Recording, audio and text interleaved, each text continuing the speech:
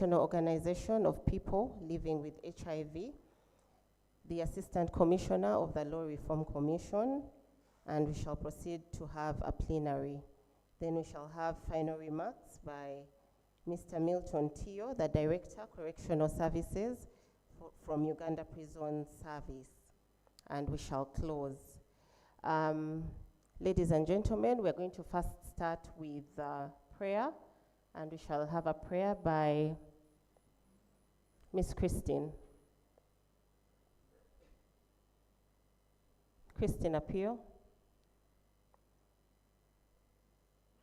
Or she stepped out. Can we have a volunteer for prayer? Mm-hmm.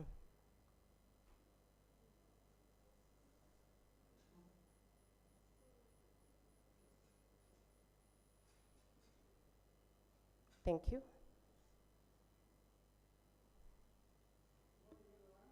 Morning.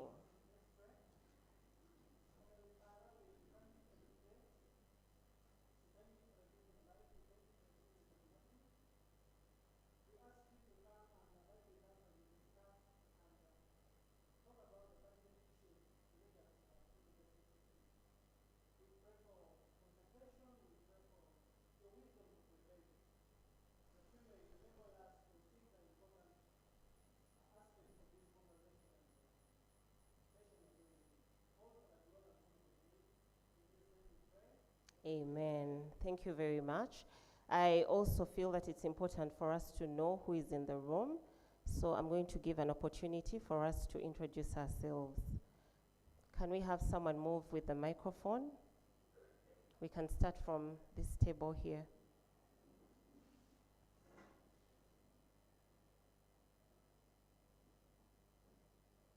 Please move with the microphone. It's on the table.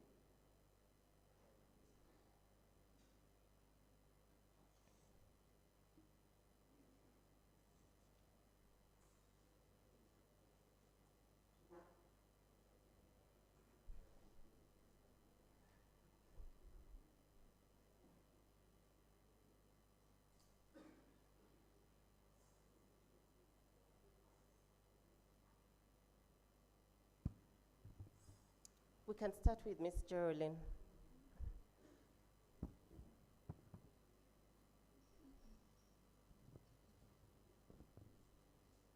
Good morning, ladies and gentlemen. Good morning. My name is Geraldine Hakubu, and I work for the Uganda Law Reform Commission.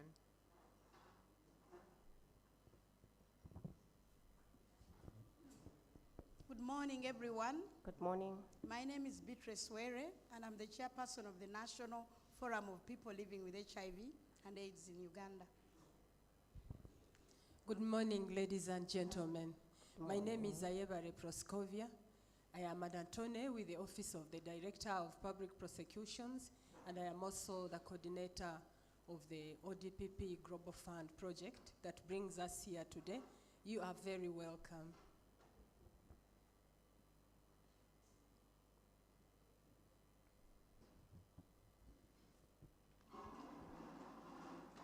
Good morning, ladies and gentlemen. Morning. My name is Fiona Nabger. I'm the communications assistant at the office of the DPP.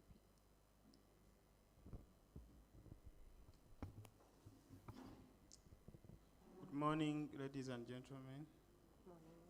I'm Superintendent of Police, Kam Chajon. I work with Police Health Services. Thank you. Good morning, everyone. I'm Dr. Julius Muhwezi. I'm a superintendent of police. I'm a police officer.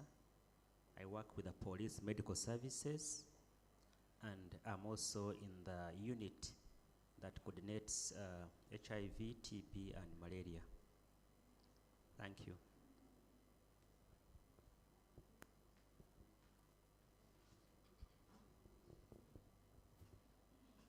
Good morning, everybody. Morning. I'm Proskovia Tim, a social worker with Uganda Prison Service.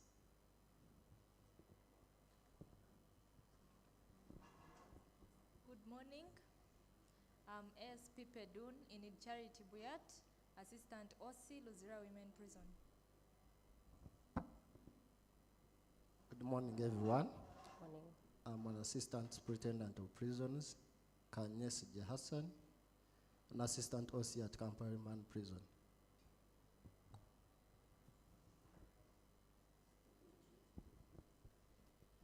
Good morning, ladies and gentlemen. My name is Nasuna Rebecca. I'm a programs coordinator, TWINE, Tulip Women Initiative on Nature and Energy. Good morning, ladies and gentlemen. My name is Achien Maureen. I am an administrator at APEN for Africa.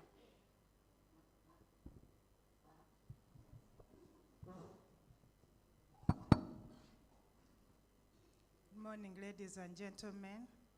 I'm Katmwene Ivrin, HR, APEN for Africa.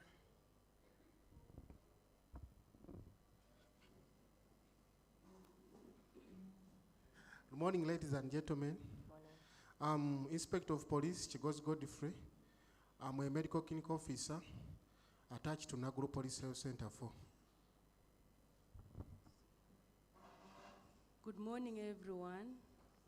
I am Assistant Superintendent of Police, Nursing Officer in charge Old Kampala Police Clinic.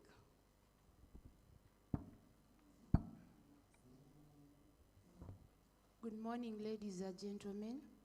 I'm Assistant Superintendent of Police, health worker attached to Kira Road Police Health Center 2.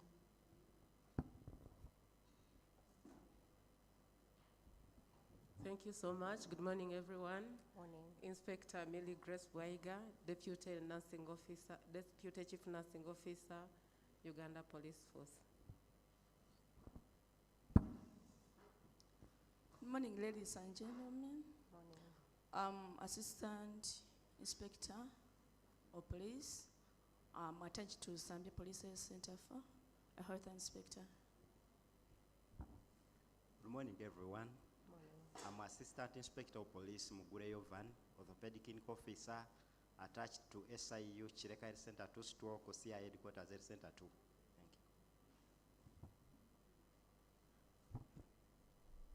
Good morning, everyone. Morning. PC Ruhanga, attached to Ginger Road Police Clinic.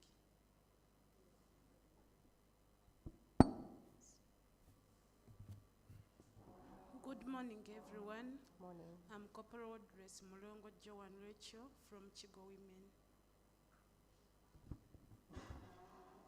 Good morning, ladies and gentlemen. My name is Emod Fred, Principal Rehabilitation and Integration Officer, East Central Region.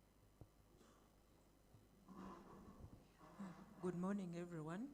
My name is Mbalio Elenur, Principal Rehabilitation and Reintegration Officer, Uganda Prison Service. Morning, everyone. Morning. My name is Dr. Kajoba Charles Chimuli. I'm a medical officer and a public health specialist, and also heading the Maximum Security Prison Health Services. Good morning, ladies and gentlemen. Morning. I'm Assistant Superintendent of Prisons, Justin Eyilu, Acting Officer in Charge, Chigo Main Prison. Thank you.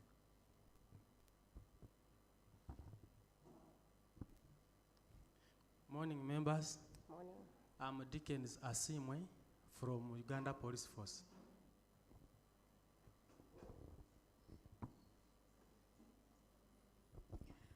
Good morning, ladies and gentlemen. My name is Jacqueline Chihembo, a social worker in the Office of Welfare and Rehabilitation at Machon Beruzira Prison. Morning, everyone. I'm ASP Frank Musime, Deputy Officer in Charge, Machon Bay Prison, Luzira. Yes, good morning, everyone. I'm Assistant Superintendent of Prisons, Dr. Mugalu Mark, in charge health at Ginger Main Prison. Good morning, everyone. I am Assistant Superintendent of Prisons, Dr. Labo Akre. I'm the in-charge health services in the Chitalia Prison. Thank you. Good morning, ladies and gentlemen. My name is Kennedy Ariaka.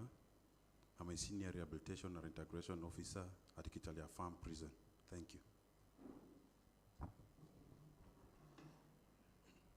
Good morning, everyone.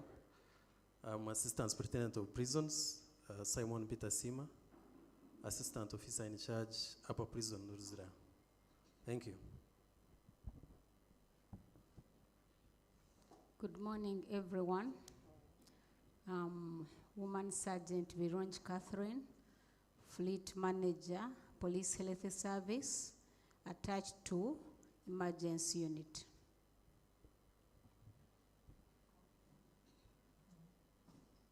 Good morning, everyone.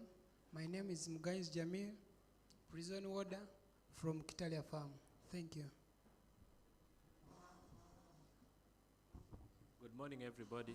I am Ongwana Godfrey, a clinician at CPS Kampala Police Clinic. Good morning, dear participants. Morning. I'm Detective Assistant Inspector of Police, Waswariki, attached to Chira Road Police Station. Good morning, members. I'm Corporal Kasaija. I work with the Emergency Response Unit, attached to Fire Brigade, Kampala headquarters. Good morning, everybody. Call me Mazu Jocelyn, Assistant Superintendent of Police, attached to Police Health Service. Good morning, everyone. I'm Corporal Kira Ramadan, the Zambia Police Health Center 4.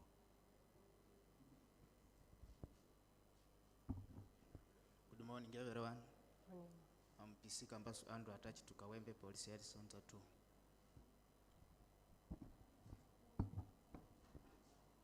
Good morning, everyone. I'm Oringa Masi Obin, attached to Zambia Police Health Center 4.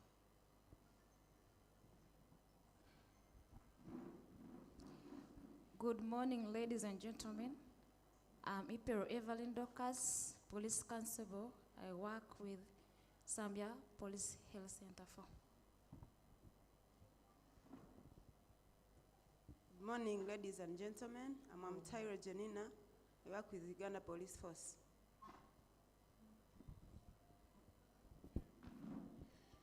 Good morning, ladies and gentlemen.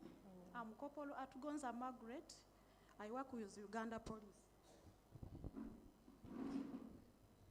Good morning to us all. Morning. Robert Wambale is my name. I work under Police Health Services, Zambia Police Health Center 4. Thank you. Good morning, everyone. I'm Corporal Mukama Samuel. I work with Uganda Police Force. Good morning, ladies and gentlemen. My name is Sergeant Ochua Dennis. I work with Zambia Police Health Center as a lab technician. Thank you. Good morning, everyone. I'm called Kakaemi, lab technician, work with Uganda Police Health Service. Good morning, everyone. How are you? We're fine. I'm also fine. My name is Sophie Caro Wanyenze. I'm a senior psychological social worker. I work with Kampala Remand Prison.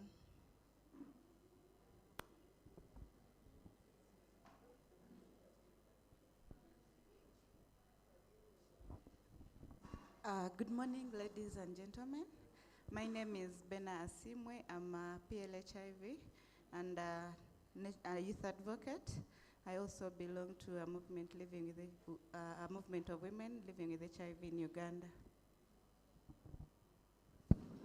Good morning, everyone. Morning. Hello. Hello. I am Abaho Tumhare Daffin. I'm a person living with HIV. I am an HIV advocate. I belong to the movement of women living with HIV, and I am a programs manager at Center for Women Justice Uganda, and I'm glad to be here. Good morning, ladies and gentlemen. Good morning. I'm Assistant Inspector of Police, Alupo Masi, working with Police Health Services, attached to Mukono.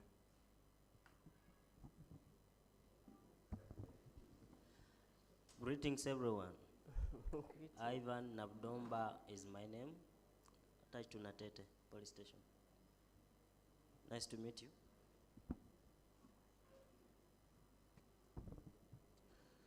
Good morning, ladies and gentlemen. I'm Siddiq Ziad, working with Uganda Police Force at Nsambya Police Health Center 4 as in charge data. Thank you. Good morning, everyone. I'm Detective Constable Wanzala Anthony, attached to Gender Desk or the Kampala Police.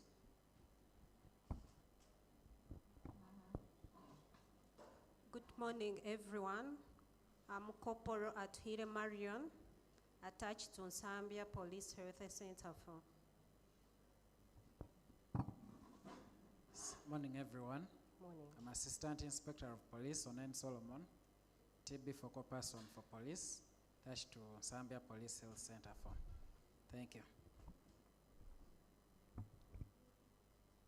Good morning, everyone. Morning. My name is called Dr. Kisa Nicholas.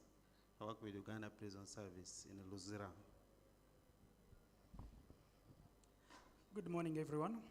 I'm Tuanjiro Godwin, working with Chigo Prison.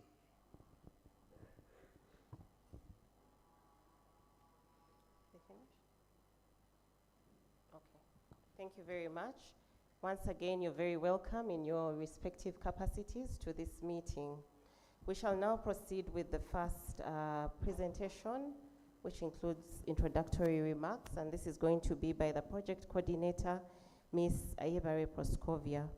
Ms. Proskovia, you're very welcome. She's the one who has been in charge of the Global Fund project in the office of the DPP, and this is really her brainchild. So she has a lot for us this morning. You're welcome.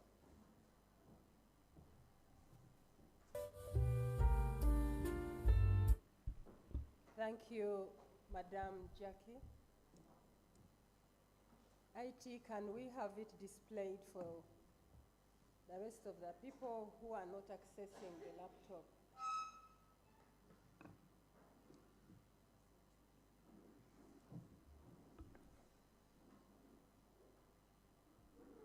Good morning, everyone. Yes, bear with me. I have been sick. I don't know if I have COVID or what, but here I am to serve as I am. So it's a presentation by me. Madam Jackie, our PRO, has already told you. My name is Ayebare Proskovia. I am an attorney with the Office of the Director of Public Prosecutions, where I have worked for now 24 years. Yes. I deserve a medal.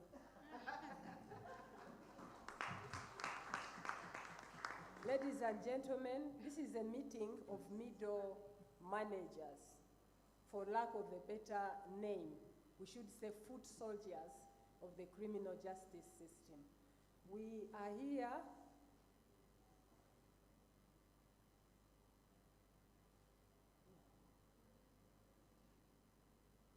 here to update ourselves on how far we have come and how far we have gone, where we are coming from and where we are going. The start of this project pursued a rights-based approach to end diseases within the criminal justice system. For us to achieve this, we had to look at what interventions can we take and in which institution. So several interventions have been taking place. Some of you have participated, others are high level. We hope that they will trickle down, and others are ongoing, like Uganda Police Force. So we are here to update ourselves for what you have known and what you have not known about the project, using human rights as an approach to end diseases. In other words, can we ensure the human rights of the people we work with, of the people that we serve? in order for us to end diseases within the institutions of the criminal justice system. That is the project. We are going to look in this presentation at the introduction, overview of the initiative, the progress update, what needs to be done, ongoing efforts, and shall have a conclusion. This project aims to ensure prevention of diseases, for example, tuberculosis. It is by understanding our own work environment. When we speak of Uganda Police Force, if we take the arm, if we maneuver through our system, we begin with the arrest of the suspect from his or her community, which community we don't know whether we are meeting there TB or not. Let's stress using TB. It is much easier, and it was the inspiration for this writing. If an officer has gone to arrest, how should they go? Do you just to go bearing in mind that you have the right to protection as an officer at work? Equally, if an officer has tuberculosis, you have gone to arrest an offender who is safe, does not have TB. Must they get it from you? Then when we look at how we handle them at police, the room does not expand each time the suspects increase. So we find that suspects have been increasing over the years, but we still have same lockups, same size, same space, in spite the population growth. That means that for us to survive in that environment, there must be measures to be taken. And therefore, at the Uganda Police, we originated an activity for screening, compulsory screening. There is a difference between screening and testing. Compulsory screening means asking you questions. Where are you coming from? Did you leave your mother coughing at home? How long has she coughed? Those things that can inform us that probably there is something to deal with. That is the screening. And then, of course, some of you are doctors and know better than me. But we need to differentiate so that if there is any BCJ or of BCJ here, does not take us wrong that Uganda Police Force is forcing people to screen. No. We are not forcing people to test for any disease. We are screening them to know how best to handle them, how best to help them, and also protect ourselves as the workers in the criminal justice system. Treatment both in prison and Uganda Police Force is taking place. It's true, Uganda Prisons is ahead of Uganda Police Force for reasons that Uganda Prisons has had a lot of support compared to the Uganda Police Force. But we have forgotten one thing, the spread of the disease. Initially, when we were making this intervention, many people argued that let treatment remain at prisons. Police only is just a gateway. They sleep there for 1-2 days and they have gone. But that is the time, the 1-2 days is the time when they spread the disease. So we said no. Screening, testing at entry point. And so it is at such a small scale. We are only in, Mr. Kamugisha, how many stations are we handling in Uganda Police? 16 stations that we started with. That shows you that the program is peaking. We are hoping that in the next cycle of funding, they can still fund this activity at the Uganda Police Force to be able to screen people. Care and support services. Now, care and support services goes with treatment. It should start from police, then police will refer to prisons that we are sending you a person with these indicators. And so you, when you receive the person, even when you're taking them in the bus, you know how well to position them. For example, if one has TB that is not yet managed properly, where do I sit them in the bus? Those things.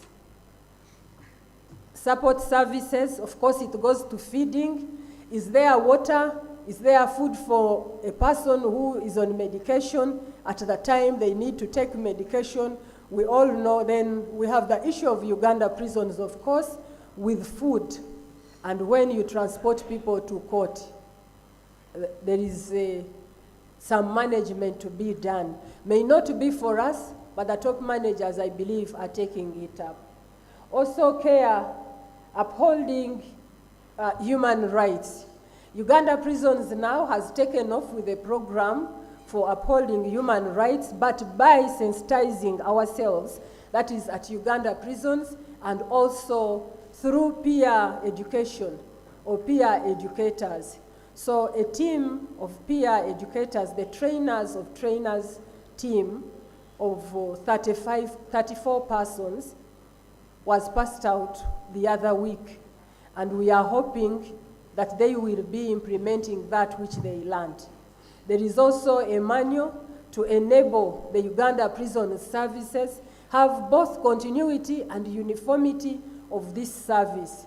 It means, therefore, that one who has been trained can train other prisons officers, and the prisons officers who are warders at different wards can also, out of the catechilos and the other teams, the names you give them, the chairpersons of each cell, you can make other peer teams among the prisoners, so that the prisoners can give feedback to the warder. The warder can give feedback to maybe the in-charge health services, so that these people, we can know their problems and be able to solve them.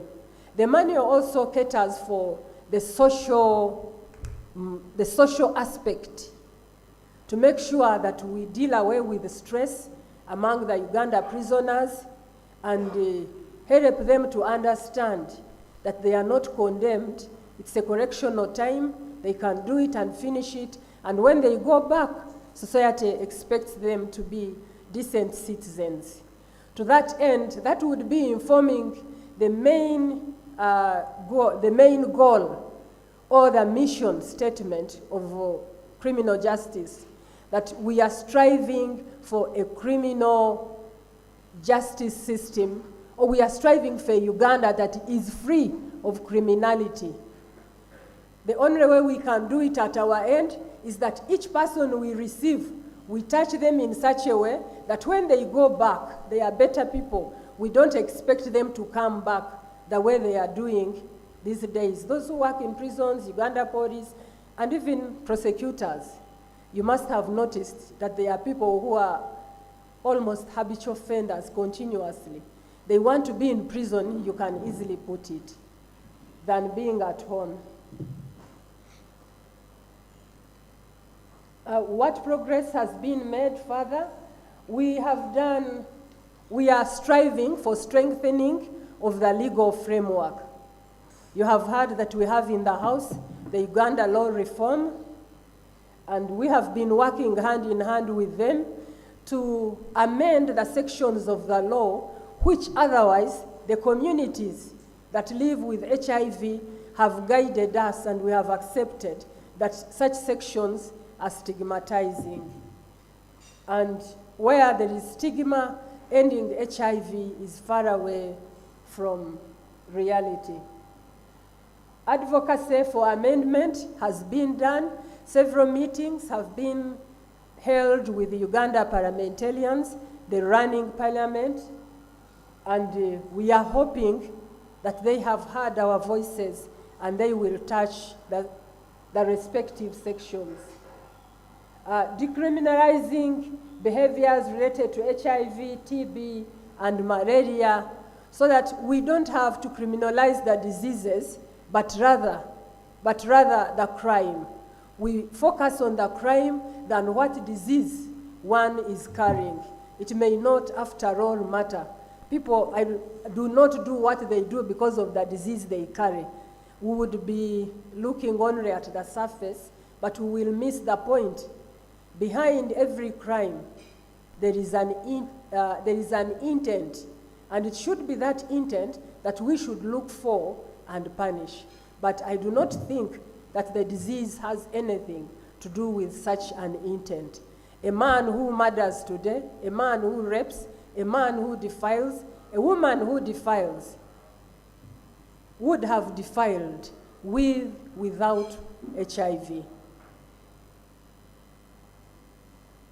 We are also looking at reducing stigma and discrimination. The reason I talked about the training manual, the stigma and discrimination in the criminal justice system is largely among the prisoners in Uganda prisons.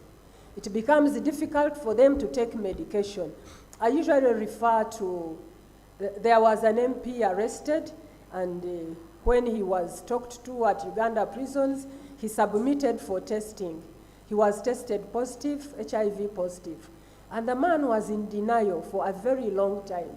He nearly died in prison. Who works from that new prison?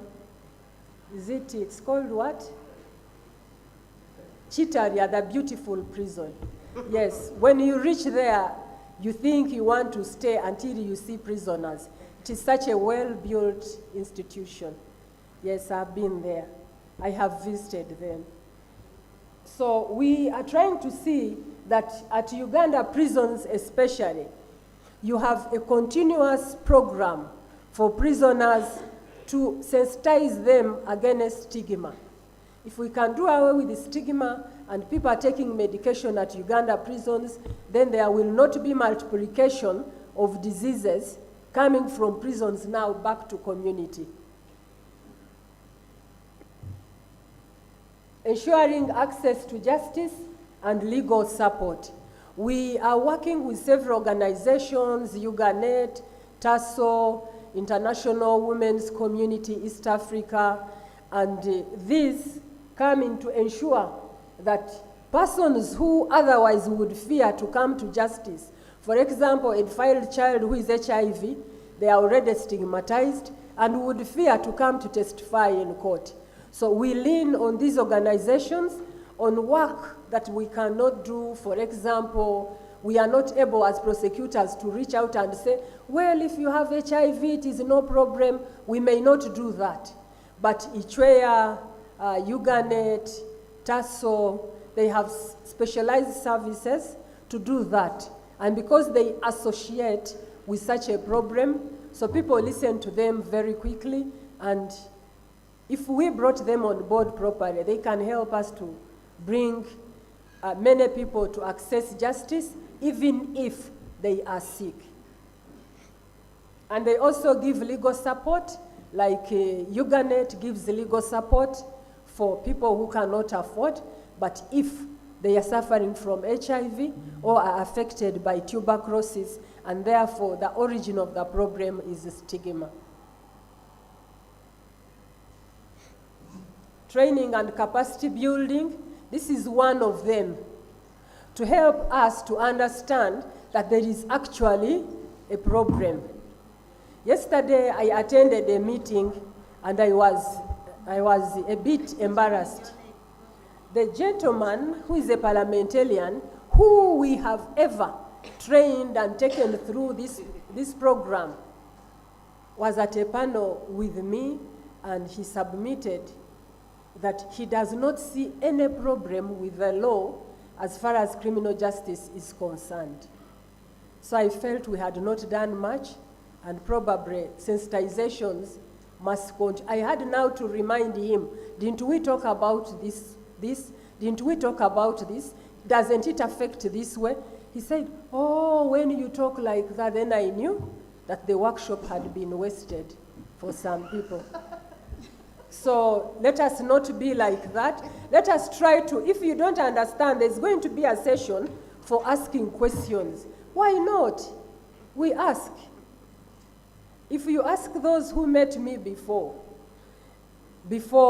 I came into this program, and I thank the NGO world for speaking to me and continuously speaking to me until I had to change and understand them. It's not easy to appreciate that a man of 30 years who is HIV positive has defiled a girl of 80 years. You say, moreover, that your man is HIV. Can't he see the old women? Why didn't he go and talk to them? But like I said, that's not the issue. A man who defiles an 80-year child when he is HIV positive would have done it even without HIV. So when we focus on HIV and leave the intent, what makes this man do such an outrageous act? It's what we should be punishing. It's what we should be looking for. But when we focus on the disease, then we lose the point.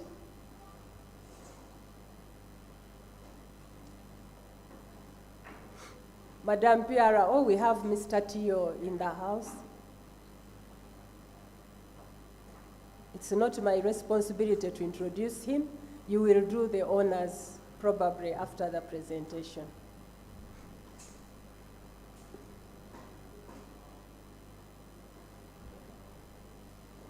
Yes, we are talking about the capacity building, and we are saying, as criminal justice system, we are losing the focus when we focus on the disease than on the intent. The intent, what the person intended to do, what is at the back of the mind that is driving them, is what we should be punishing, and not the status of their health.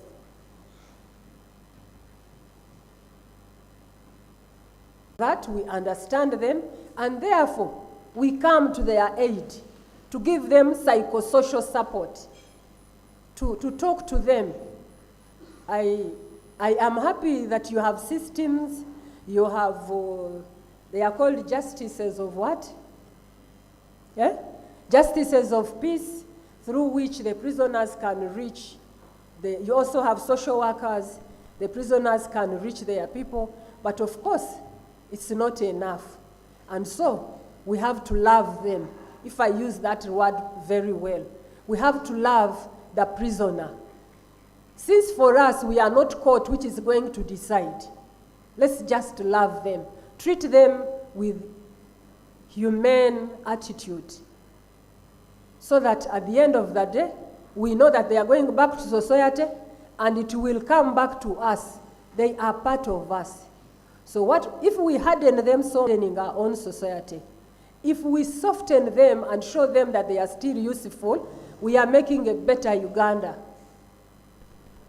From just managing integrated services, we have moved from just managing HIV as HIV. We have known that there are other things or other diseases that actually can affect any person in prison or in our services, as an employee and also as an offender or as a prisoner. Like I talked about tuberculosis. And so integration of HIV, TB, and malaria services is now a complete and healthy person amidst us. Excuse me. Prevention, healthcare systems within the criminal justice system. We are trying to put healthcare systems that are human rights sensitive. You see, sometimes people may not take medication because they are stigmatized, but it is our duty to make sure that they take the medication. We understand that they are stigmatized, and we put systems that destigmatize them. For example, at the Uganda Police Force, we are using referral forms, and we have given them different colors. Not that we are changing the government referral forms or medical forms, but we are changing just colors. So those who are trained to handle will understand that when I see color pink, it means this person has this problem.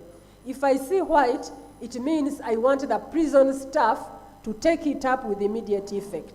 If I see blue, it means all this. It's not, you can't have it in one training, but they are specialized training to teach us about those colors and how to use them. So we are improving the healthcare system from our own perspective, knowing our own environment. And so trying to put healthcare systems, to touch the healthcare systems in a way that can improve the systems. Like I said about the phones, and also about the training manual for Uganda prison staff for peers. All these are touching the healthcare system, but at each stage, we sat down and said, what is most needed, what is most needed at the Uganda Police Force, what is most needed at the Uganda Prisons Service, and what is most needed in the office of the DPP, what is most needed at the judicial level. And so when we do these sensitizations that are showing us what is most needed, we speak to each institution specifically. We have services like prevention, testing, treatment, and support services. Then we are trying to strengthen coordination between healthcare providers, law enforcement, and community-based organizations. That speaks for itself. Those who are here doing the introduction, you must have heard also the NGO world is in the house. We are doing community engagement. We are specifically engaging the communities living with HIV. You have heard the national chairperson is in the house. We are also engaging general communities. I think 2024 is going to be so much of reaching out to the general public. Well, I cannot explain even more about the importance of engaging affected communities. Like I said, if you have never been a prisoner, it's very difficult to be in their shoes. If you have never suffered from HIV, without even looking for it, it may be very difficult for you to explain to others the pain that it brings on board. Involvement of community-based organizations, planning, implementation, and monitoring programs. We have tried to plan together. We have also tried to implement together, but I know that there are very big gaps for us to bridge.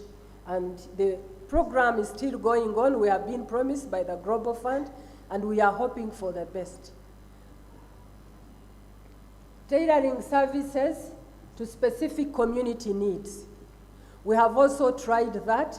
Like I said, we said at police, we need a policy for screening and cancelled or pre-cancelled testing at Uganda Police. But at Uganda prisons, it is the management of the mind. And so we have gone into peers to make sure that as people come to your house and churn out, when they come in, you receive them, they fit in a particular peer group. When they are going out, they go as reformed human beings to be accepted by the society. So that's what we mean by tailoring services to specific community needs. Then we want to look at how do we manage transitioning of suspects through the prosecutor's office, the judicial officers' chambers, if, for example, they are sick. And so we are hoping that we can have services like masks, maybe in those points, hopefully, that the policy can be accepted.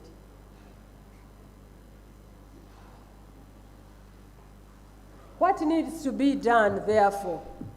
From what we have said, there should be a lot of data to account for what we have done. Data monitoring and evaluation has been very weak on our part.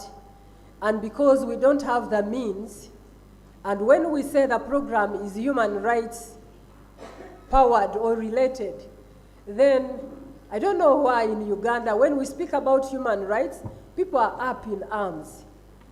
Human rights, as long as you are a human being, you have rights. And human rights are not bad per se. It is how you perceive them and how you want to implement them. But probably because some people have abused our societies in the name of human rights. And so it has given us a bad name somehow. When you speak of human rights, people see you as a person who is cantankerous. It's not so. Human rights are part of us. You are because you have a right to exist. Otherwise, we wouldn't be here. So it's just part of us, but we need to manage our rights. And moreover, they are enjoyed within specified ambits. It can't be your human right and you leave your work that, I have a right now of movement, so you even leave your office and just to move bila mpango. You can't do that. So since we have the ambits within which we enjoy them, why do we fear human rights? Which even connotate that they have also, as long as you want to enjoy your right, you must not abuse the neighbor's right. Isn't that the principle overriding, moreover, that in the enjoyment of your human rights, you must not disrupt the other people's enjoyment of their own right. Importance of a robust monitoring and evaluation mechanism is very, very urgently needed. Key indicators, access to our services, treatment outcomes, stigma reduction, these things we have done. But these things we are not able to show to our donor, for example, that this is where we were before you supported us, and this is where we have reached after you have supported us. So I'm hoping that in the next implementation, we can have these built up. Data-driven program improvements and accountability, that's what it would bring about. Then scaling up best practices. We are not able to pull out which ones are our best practices and which ones did not work.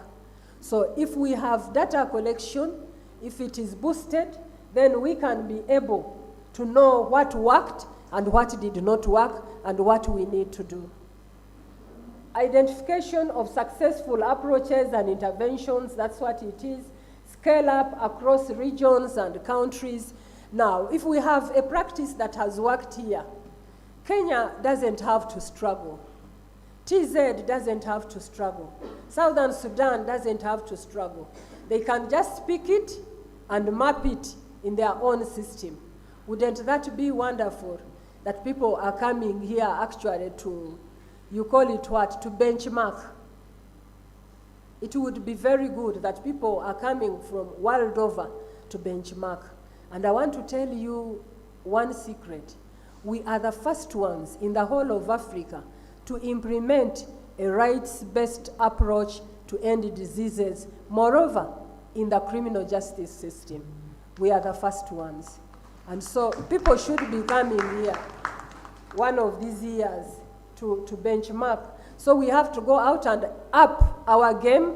If we have an activity, we work in our small ways to make sure that it works, it is visible, and so we can account for it, and that way, Uganda wins the admiration of the rest of the world.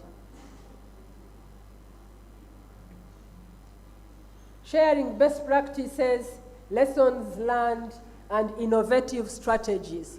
Of course, we cannot be the master of all trades. We are expecting feedback from you, especially in the 16 stations that are implementing the program, and the program within Uganda prisons that is beginning to take shape for peers. We are expecting feedback. Feedback, you show us, you say, in this training manual, you should have included this. Or when we use it, this is what we lack. It can work best at Ruzira if we added A, B, C, D. You need to come and see the OC. OCs should have been sensitized first. Those things, we want to hear. Those things, we want to get feedback from you. And sharing best practices, what worked at your home and what did not work. This would help us to address the unique challenges of individuals within the criminal justice system. Therefore, we need to do a lot of advocacy and policy dialogue. That is at the both top level, Policy, we dialogue for policy, especially for the top managers of the 4 institutions, so that they can understand what we are up to. Advocacy efforts to raise awareness. I talked about it, to reach out to the community, so that the communities, the general public, will understand that once I interface with the criminal justice system, this is what I should expect as far as my health is concerned. Policymakers, donors, and the general public should be brought on board in order for us to be able to achieve. For donors, we need the money. Policymakers, we need the policy and acceptance of the program. And for the general public, we need the demand for them to ask us, you said you would give us this. It's that should drive us to deliver a very good program. Fostering supportive environments. When we understand from each other what all of us are doing, we know we are not each other's enemy, and therefore the environment becomes very supportive. Securing sustained funding for the initiative. Once we convince the donors that this is delivering, we should be able to secure sustainable funding. Maybe even the donors can multiply, who knows? Ongoing efforts, government, civil society, health providers, and stakeholders have all been approached. This program is directly managed or supervised by the Ministry of Health, and therefore we go under their guidelines.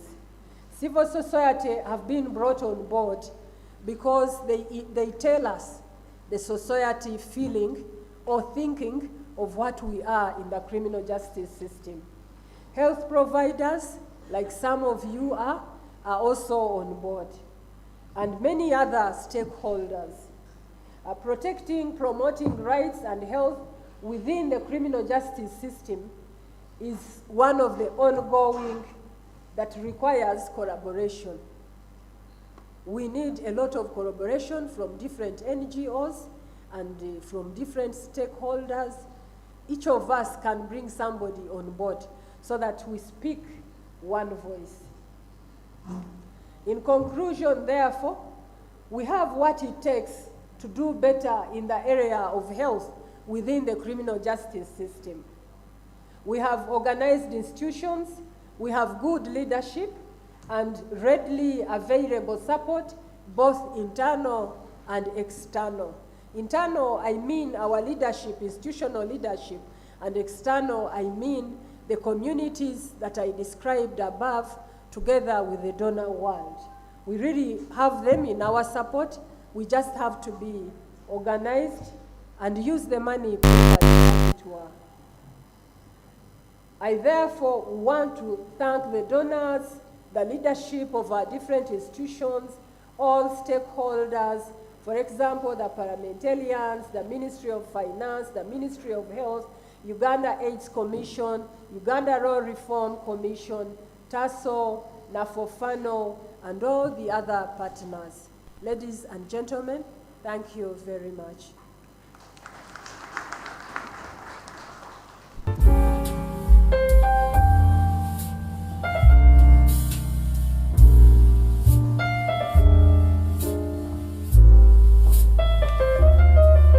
Thank you very much, Ms. Proskovia, for that update about the Global Fund project against HIV, AIDS, TB, malaria in the criminal justice system. She has highlighted to us the aims of the project, the key areas, the efforts, and the milestones. And I would like to take this opportunity to ask us to appreciate our various institutions for what has been done so far in light of the project. So a round of applause. And a round of applause to Ms. Proskovia for her presentation. Thank you very much. So now we are going to go on to the discussion. And with us, we have two presenters, apart from the one who has just been speaking. So please permit me to invite them. to the fore. We are going to have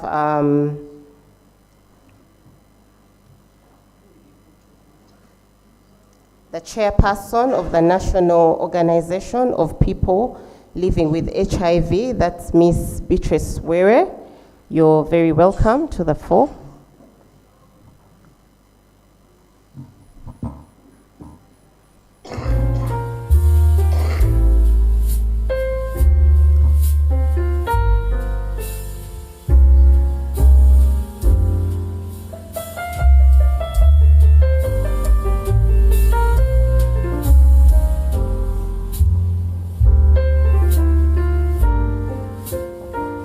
We're also going to have Ms. Geraldine Akubu. She's the Assistant Commissioner, Law Reform Commission.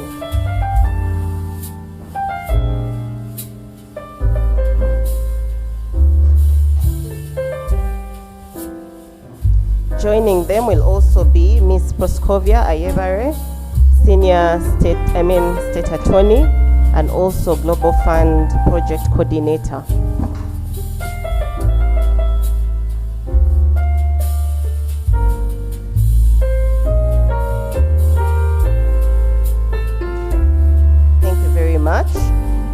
Now, I'm going to request the presenters to introduce themselves one at a go.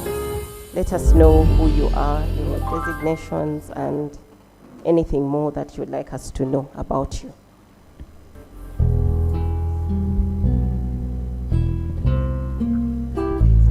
Good morning, everyone. Good morning. My name is Beatrice Were. I am so many things, but I'll summarize the most critical that will guide the discussion later. One, I am a woman who openly lives with HIV. I have lived with HIV for 31 years, and I do not hide it because it's purposeful to support other people, to know that you can live and be meaningful. Two, I am the national chairperson of NAFOPA, which is the national network of all organizations of people, the national forum of all organizations of people living with HIV. I'm only a week old, so it's a new role for me, and I believe that I will do my best in that role. I am proud to be the first woman chairperson, female chairperson, so I would like to give it all as a woman.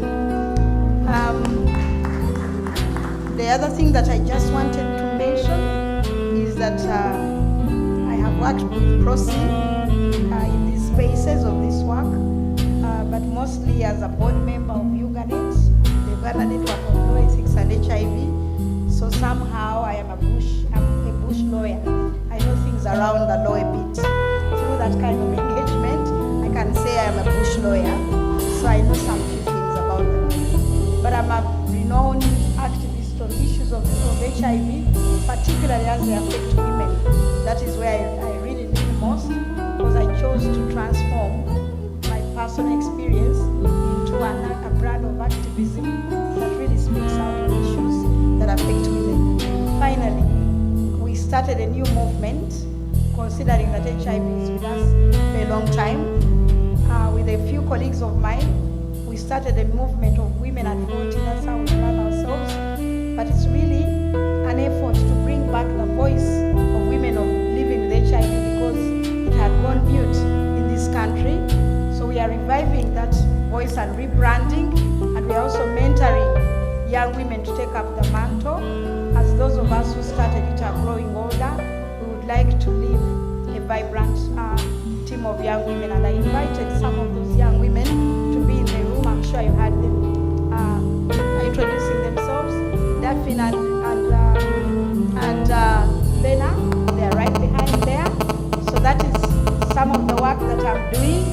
We are mobilizing young women to take up the mantle. So it's not women at 14 age, but it's 40 years of HIV in Uganda, and we would like to have that voice to continue. And I am again the chairperson of that initiative.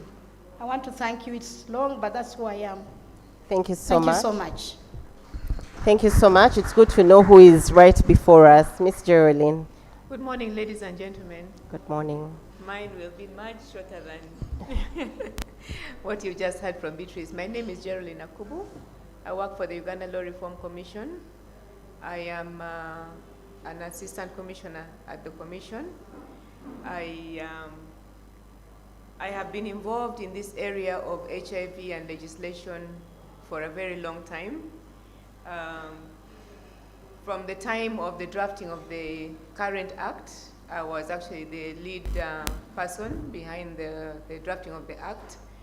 And I am excited to be involved in this phase of reviewing of the legislation, because coming from where we came from, when we started that process in 2010 to where we are to the act being enacted, we have seen it at work being implemented. We have seen the opportunities, we have seen the challenges that have come with the act in operation.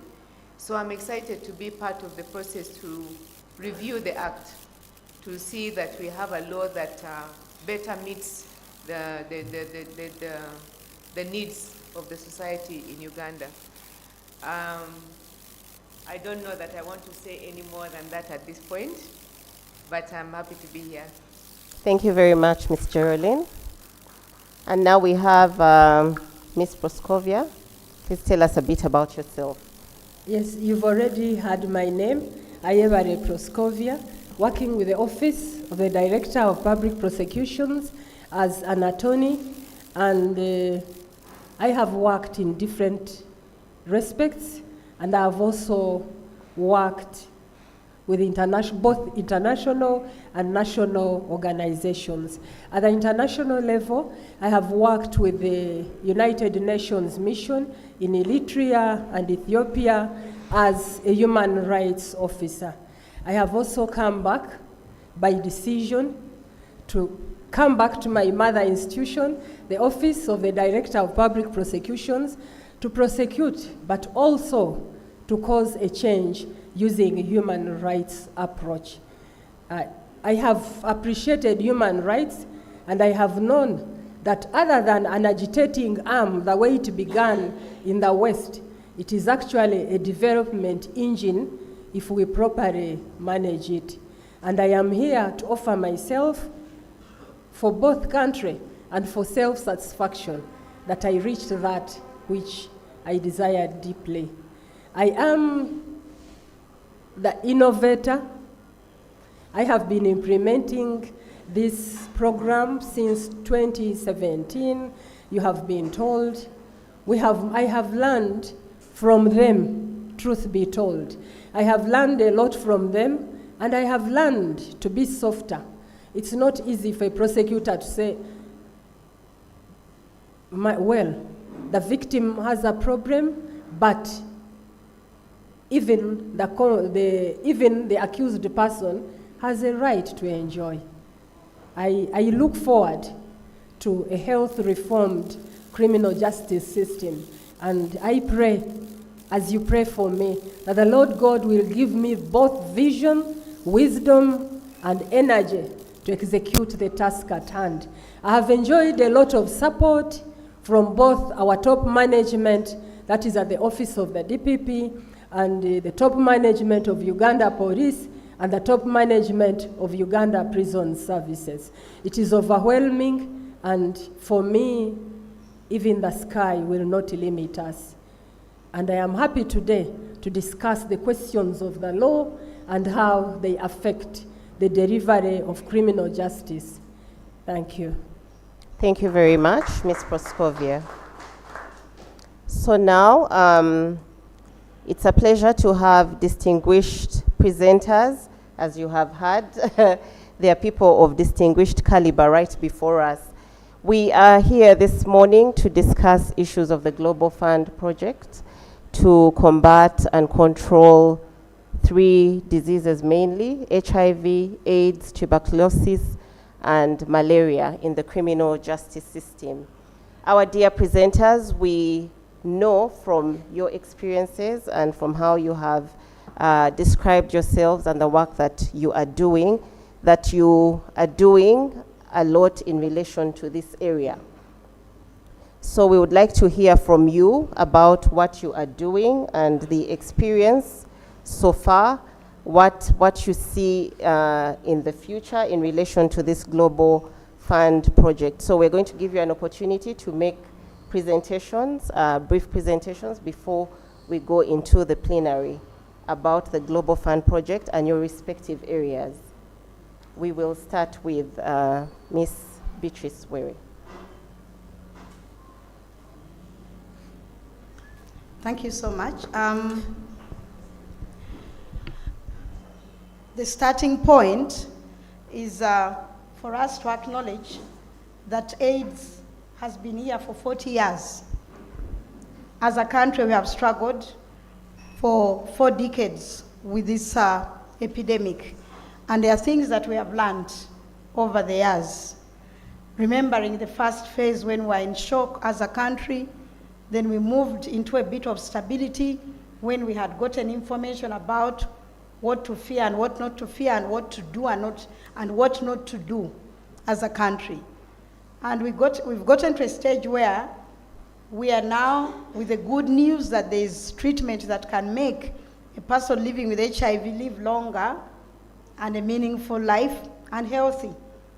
For instance, a person like me, you wouldn't know unless I told you. So that is now what we are seeing. The unfortunate bit is that we have, while the good news is there, as a country, we have become so despondent. It's like it's normal now, it's okay. We look at the bullet, the tablet that we take as a magic bullet. And we have slackened on certain things. We have slackened on prevention. We have slackened on the things that we should be doing to sustain the good news. And for me, that's a big concern. So we need to know that as the criminal justice system, that it is a concern, it is something we need to be aware of in everything that we do, that it's not all rosy. We also know as a country that there are many people who are now being tested, and after they have been tested, they just disappear. They don't take a step to take treatment. For reasons we do not know, but also for some reasons we might know. The other thing also is that there are people who are tested and they take a step to take treatment. There is that number. Out of the over 1 million people who are infected, that's what we know from statistics. That those who are tested and take treatment are there also, but the challenge is there's also a number that does not keep on treatment. They take treatment, they feel better, they stop. And that's dangerous, because when somebody stops treatment, it means a number of things. The first thing, it means that they are going to become resistant to treatment. And when they become resistant, they will need a second level of treatment, which is going to be expensive for the country. But also it means that when they have unprotected sex with a person who is not infected, they will infect that person with a virus that is resistant to treatment, what we call the first line, the treatment you start with. That you who is infected by that person, who has absconded from treatment, you're going to get a strain of a virus which is going to be more expensive to treat. Your options will be limited. The other thing that we know is that there is a number of people who are on treatment and keep on treatment religiously. I am glad to be one of those people. And when we take treatment religiously, what happens is that you suppress the virus so much in your blood to the point that you cannot even infect another person, even if you had unprotected sex. That even when you get pregnant, you won't infect the baby that you are carrying. So number one and number two, the ones who test and disappear, the ones who test, start treatment and stop, is what we should be concerned about. Because it means among them are mothers who who are getting pregnant and having babies and infecting those babies. It also means that among them are men and women who are infecting other people out there. And we need to be concerned about that as a country. Otherwise, our aim and our quest in ending AIDS by 2030 may not be attained. So we need those facts, because we work with facts when we are addressing issues of HIV. What else in terms of linking it to tuberculosis and malaria? Tuberculosis, we know, is treatable, but it is also preventable. So is malaria. But if a person has HIV, their candidature for malaria and TB is very high. Because when you have HIV and you are not on treatment, it means your immune system is so weak that should you get tuberculosis, then you can't battle it. Your immune system is not resilient enough to fight it off. So is malaria.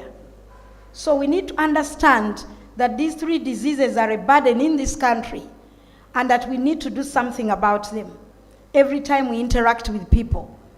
And more so in spaces like prison, where people sometimes are congested. We know the realities in our institutions. But also, we need to know that with tuberculosis, in order for you to be cured, you have to keep on treatment consistently until it is cured. Again, with tuberculosis, we have a number of people who start treatment and stop before it's completed, because they say, I'm tired. But you cannot tire until you are recovered. That is where I wanted to start from. So coming from civil society, these are the remarks I want to make to this audience. Number one, as civil society, as NGOs, we complement the role of government. We are not the key duty bearers, but we complement what is done. As institutions of the criminal justice system, you are key duty bearers because you deliver on behalf of the state. So our role is to complement you. Unfortunately, what has happened with HIV and TB, civil society, in my opinion, has taken the burden. The burden has weighed so much on our shoulders for all these 40 years. We have really done so much. We have carried these diseases on our backs from the beginning when things were so bad until now. And I am very happy, Pros, I must say, I am very happy about this program, that it is actually demonstrating the key role that the government should be playing. As the QDT bearer, you are playing a fundamental role, and personally I would say it relieves that burden from civil society. You're taking what you actually should be doing head on. So in our complementary role, what do we expect from you as the criminal justice system? Or what are our perceptions? Speaking on behalf of civil society and the community. Number one is for us to be aware that as an institution, as institutions, that HIV, tuberculosis and malaria has not spared your institutions, particularly HIV, because there's a lot of stigma attached to the disease. But we know that HIV has reached all institutions in our society, be it religious, be it workplaces, be it whatever institution you might talk of. There is somebody within the institution, even before you think about the inmates, there is a workmate who is struggling somewhere, and they don't know what to do. They don't know where to go. They don't know if they opened up, how they will be treated. They are struggling. And we do not know also what to do. Because once somebody builds a wall around themselves, even when they are struggling, you don't know what to do. And sometimes we find ourselves talking about them because we don't know what to do. And that is an issue that we need to be mindful of, meaning that our institutions have been affected in such a way that they cannot be operating business as usual, that we have to find a way of doing things differently, but contributing to the national goal of ending AIDS by 2030. Because that's a national goal. And we also have the presidential commitment to make sure that that goal is attained. So in whatever we do, we should be aware that we are contributing to the bigger goal, even by just helping your friend and showing them what to do. That you are contributing in a way. By helping your relative, by helping whoever, you are making a significant contribution. I would also like to say that you need to be cognizant of the power that you wield. For us as community, as civil society, as omuntu awansi, the people in the periphery, people who are not like me, who knows what your role is, because being a social worker and being in this work, I mean, I wouldn't be intimidated talking to a lawyer, a magistrate, a prison warder, or a policeman, whatever level. But for somebody who is struggling, I want you to think about the person in the periphery, an illiterate woman who does not know what to do, and she's told, you are now being taken to police because you infected somebody knowingly. You lived with this man when you knew you were positive and you did not disclose, and now the man has opened a charge against you for intentionally, because that's what is in the law, intentionally transmitting HIV. What do you think that woman is going to do? One, you wield a lot of power. Just for her seeing that uniform of a policeman, a prison warder, is enough to make her panic. We have people in this country, even when you just tell them, come and just give a statement at police, they will disappear. That fear, the power that you wield, cannot be underestimated. So civil society and community, as civil society and community, we perceive you as institutions that wield power. And power that we get, that we only come to you when we are in trouble. Okay, na police, hey, wakoze chwabie. That's the perception. When you say I'm going to police to get a letter to do a BCD, be careful. Those policemen are not a joke. Things like that. That's what the community believes. That we only come to you when there is trouble. That the one thing that you are going to see at police is handcuffs. They do not imagine that you can sit with a police officer and have a cordial conversation. So that power, how do we deal with that power in the context of HIV, in the context of TB, in the context where you have gotten me, I have been arrested or brought to you for any other reason, not necessarily HIV. But I also want to tell you, to whisper to you, that as you take me, officer, I also need to, let me go home and pick my ARVs, because I may take long in the cell. How do I whisper that to you? Because I'm already overcome by the fear of looking at the power that you wield. So that's important when you're handling any case, to be mindful of the power and what's running in the mind of a community person, or in the eyes of civil society, how we see things. Because if you don't do that, then this person is going to be off treatment, and those problems I talked about will happen. They will not suppress, and it has an effect on the bigger community. The other thing that I want to mention, to raise to you, is also to understand that in whatever you do, in whatever you handle, that you are aware of the law. I do not know, Prosi, if everybody in the room is aware of the act. Sometimes we assume. You know, people are too busy even to read the whole thing. Even for me, who works in HIV, sometimes it's too much. There's too much literature. But I would like to encourage you to read that law and to understand it well. Sometimes it has been abused. I have met people where people have taken advantage of that existing law. And I was sharing yesterday, there is a man I met from Kayunga who was sharing about his sister, they were in a discordant relationship. Discordance, I hope we know what it means, is where you have one person you are a couple, but one tests positive, the other tests negative. That is also happening.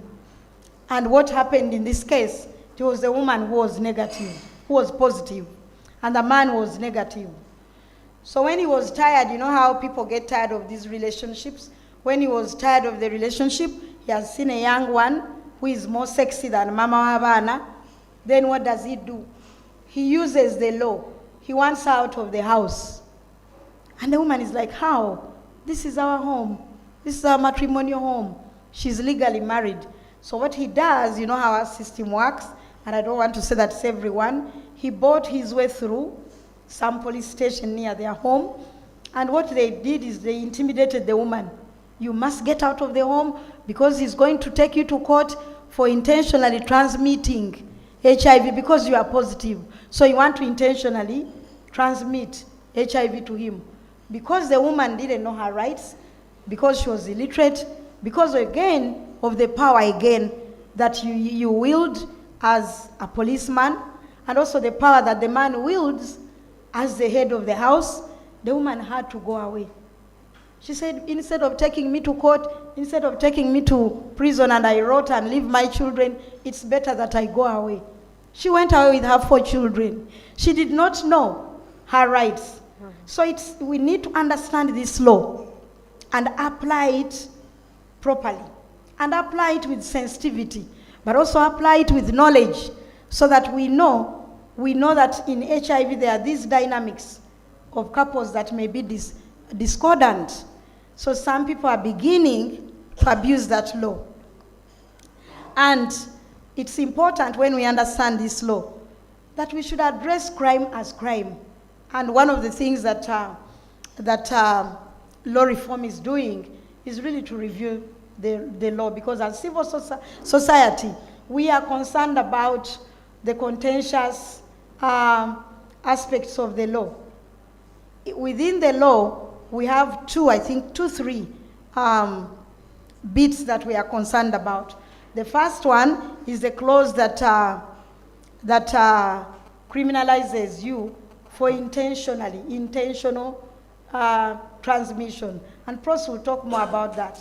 That when I know my status like I do, that it means that when I'm in a relationship with a person who does not know his relationship, not necessarily that he's not positive, but the person that I'm in a relationship with or in contact with, whatever contact might mean, whether it's a person who works on my hair in the salon, or the young man who takes care of my compound, like the one I have at home, that if that person takes me to court, that I intentionally want to transmit HIV to them, I have a case.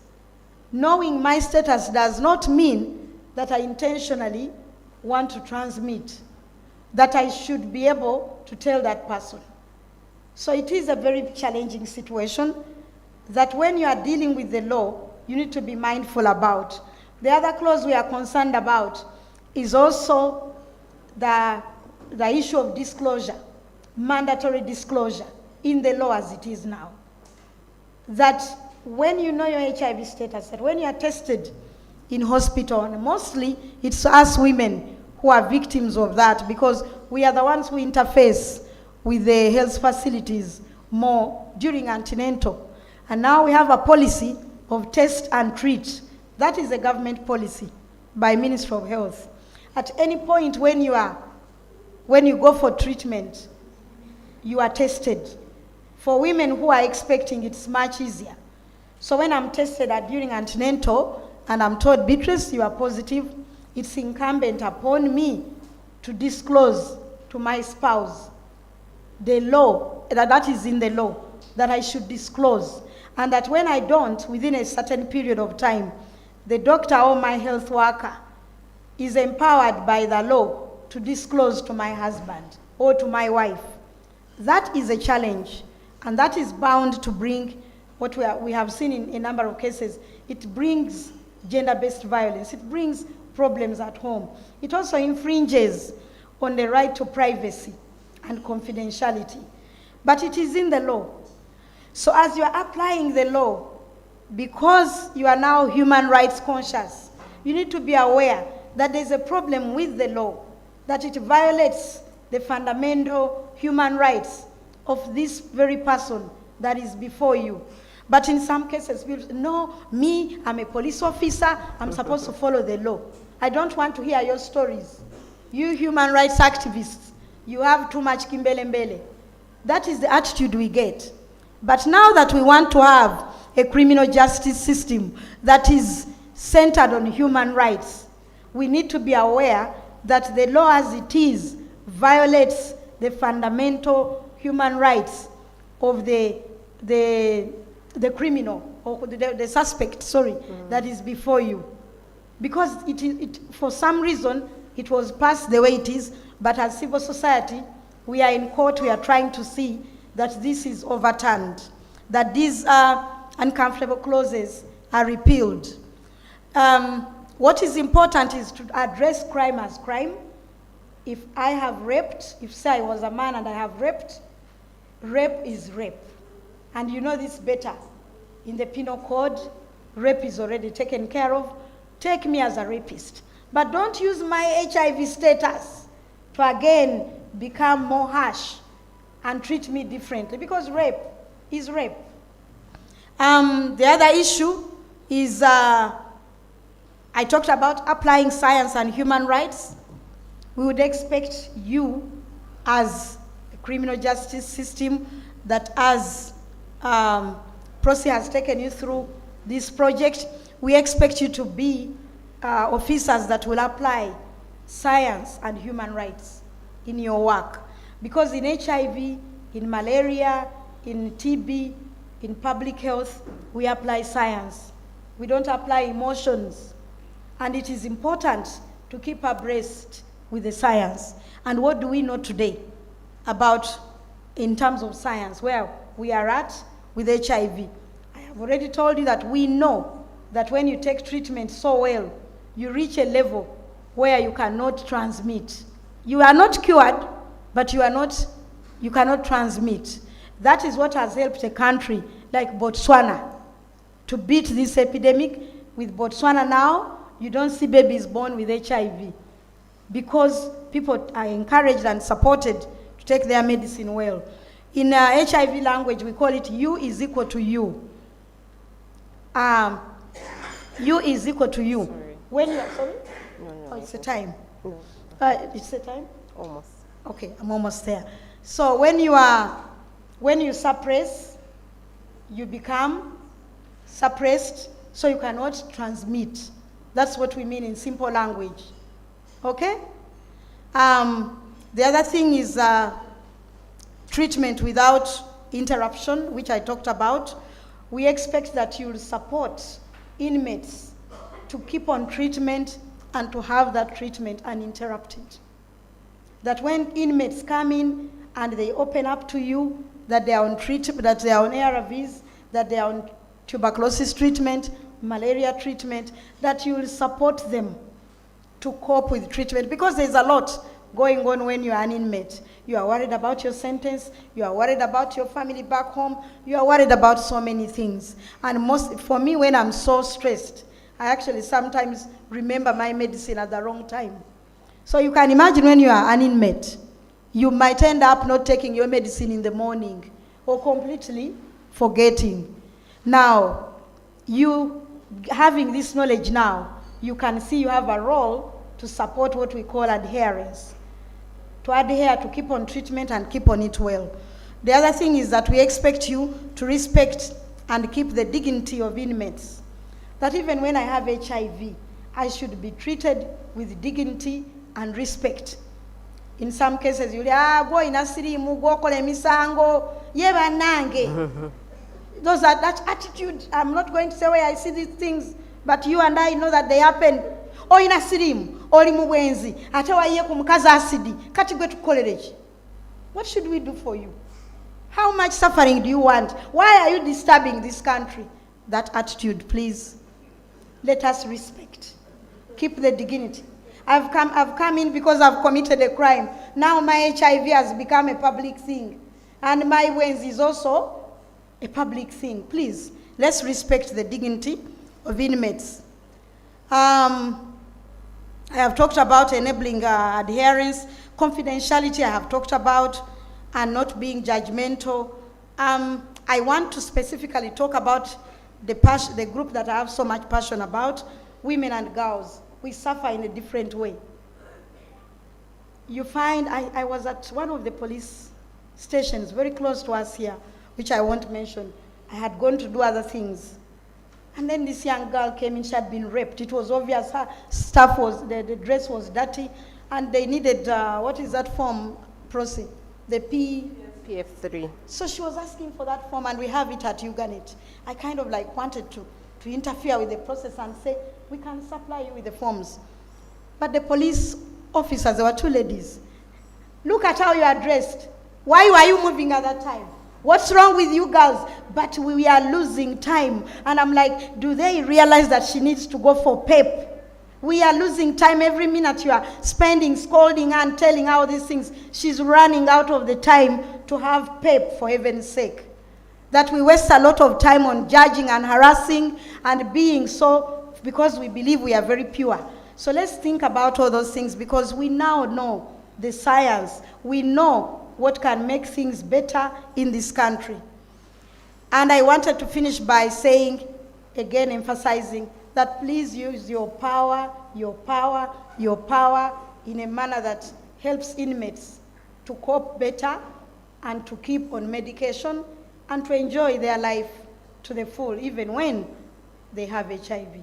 I want to thank you very much.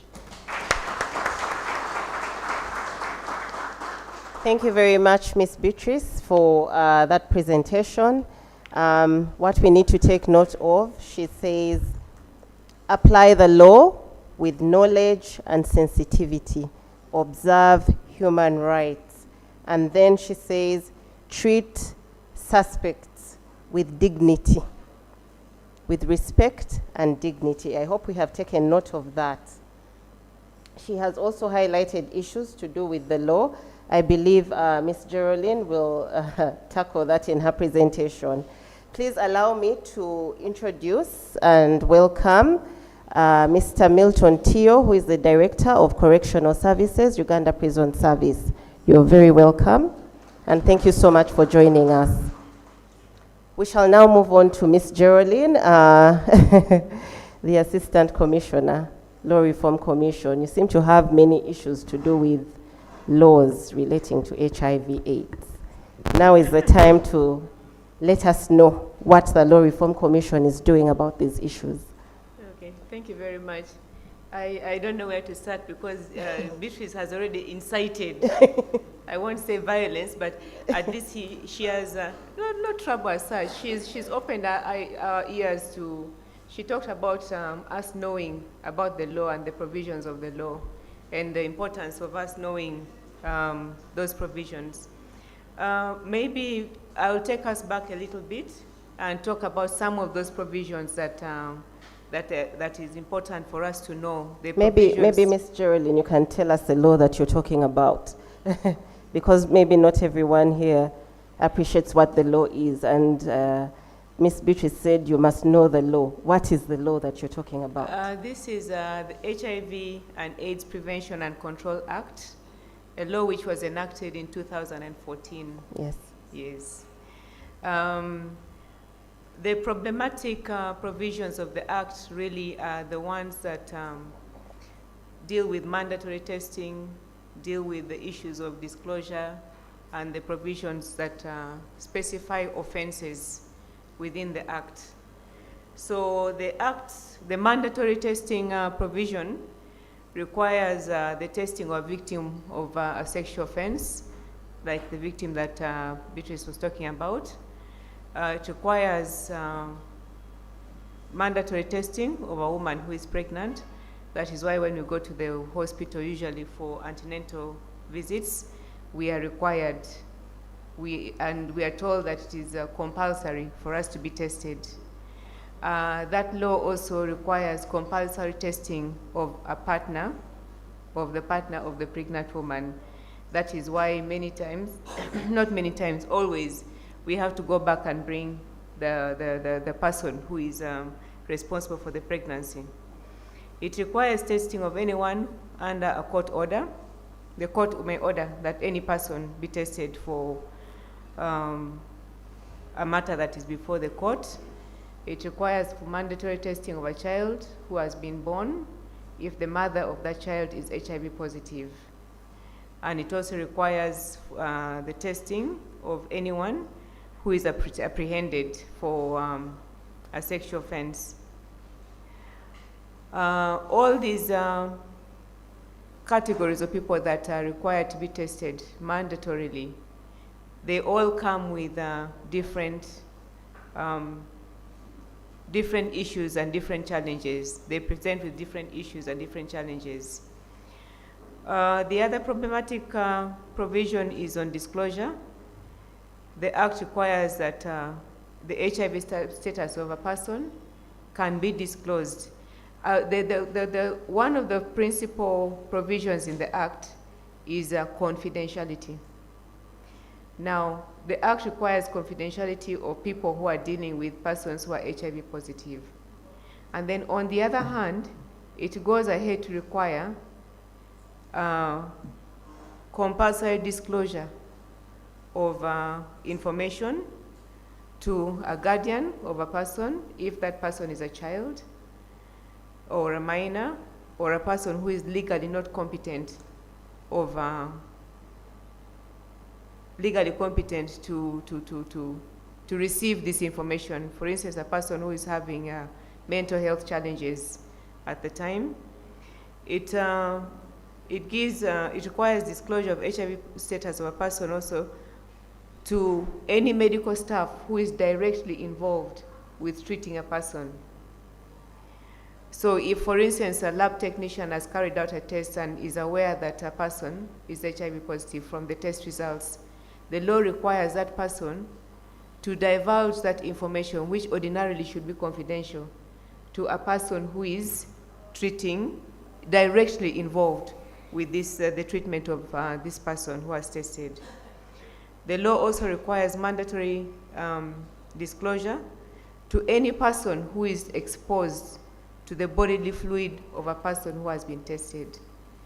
That throws it wide open, because this could be just about anybody, as long as that person is going to come in contact with the body fluid of a person who has been tested. And the other category is that information should be disclosed to any person who is HIV positive, Sorry, disclosure should be to any person who is in close contact to a person who is HIV positive. The definition of close contact has always been out there. It has been a bone of contention for a long time. It is in the Act, and this leaves a wide array of people. It places an obligation on so many people, on the lab technician, on the doctor who is treating this person, on any other person who knows about a person's HIV status, to basically disclose to anyone who is in close contact with this person. And this could be a spouse, it could be a partner, a sexual partner. This close contact is supposed to be contact that makes it possible for this person who is HIV positive to transmit HIV. Now, the disclosure provision, as we all know, is very problematic. It has been problematic from the time when we were carrying out consultations for enactment of this Act. It has been controversial throughout the 10 years, 9 years really, that the law has been in operation. Then the other provision that is contentious is the provision on offenses, which allows for breach of medical confidentiality and disclosure of HIV positive status of a person. Then the big one is the one on intentional transmission of HIV. So it puts a burden on any person who is HIV positive, that if they transmit the virus, the burden really is on that person to prove that they did not have the intention to transmit. But there are many problems with that transmission, with that particular provision, as Percy will will, I'm sure, mention something about it as well. And then the provision on offences also puts a lot of responsibility on health practitioners and other persons that are providing health care services, basically with informing people about another person's HIV positive status. We have been working with as I mentioned, the law has been in place for 9 years. It's coming to 10 years, will be 10 next year. And it has been tested. There are so many challenges that have been identified during implementation of this law.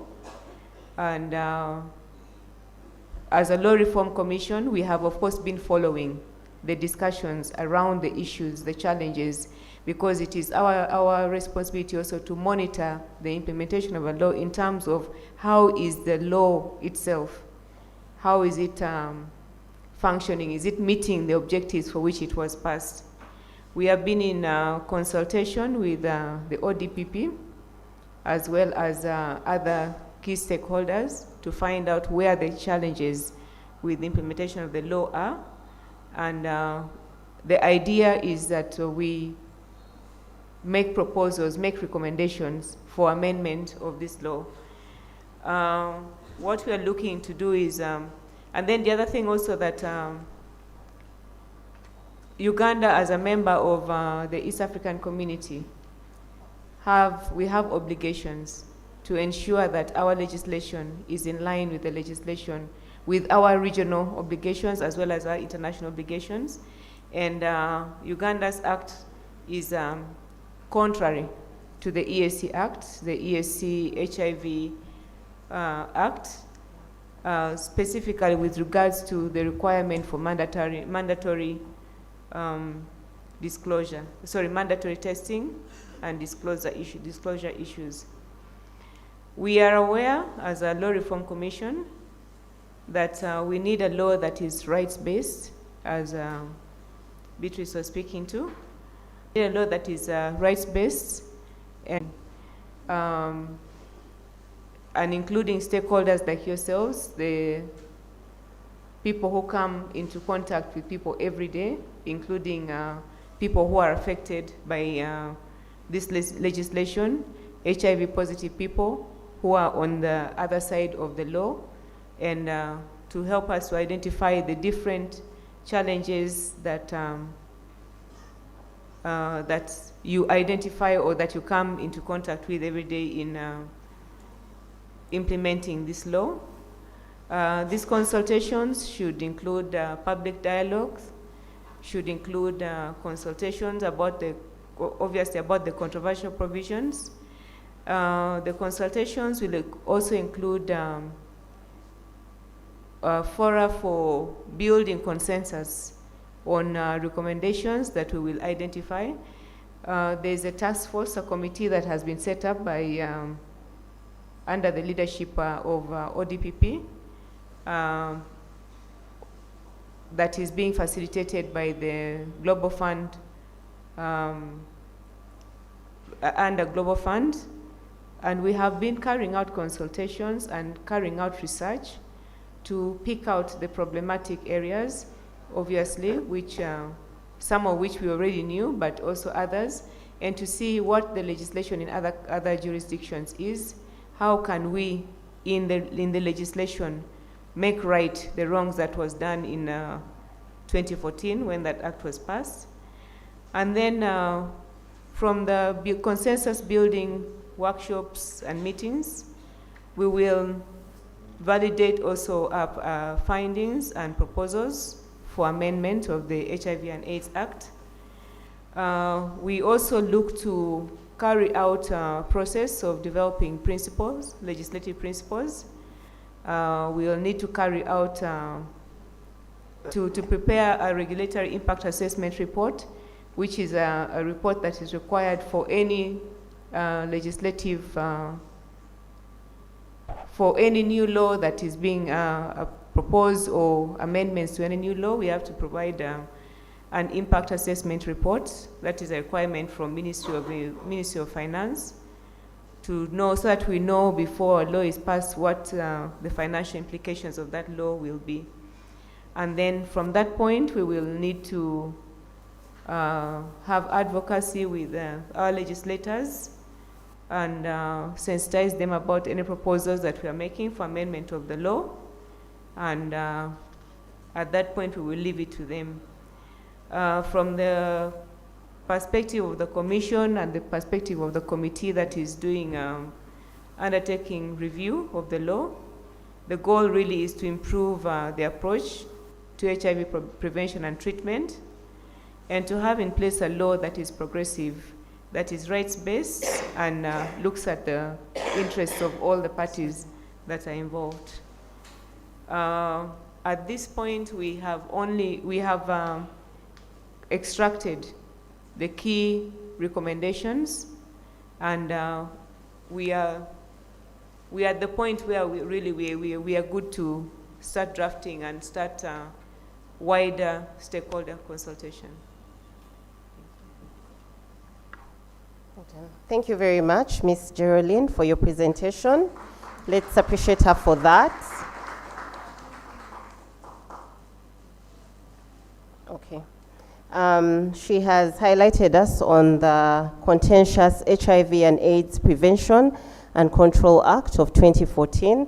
She has highlighted the contentious issues and also made us know that the Law Reform Commission is doing something about the problem, to address the problem.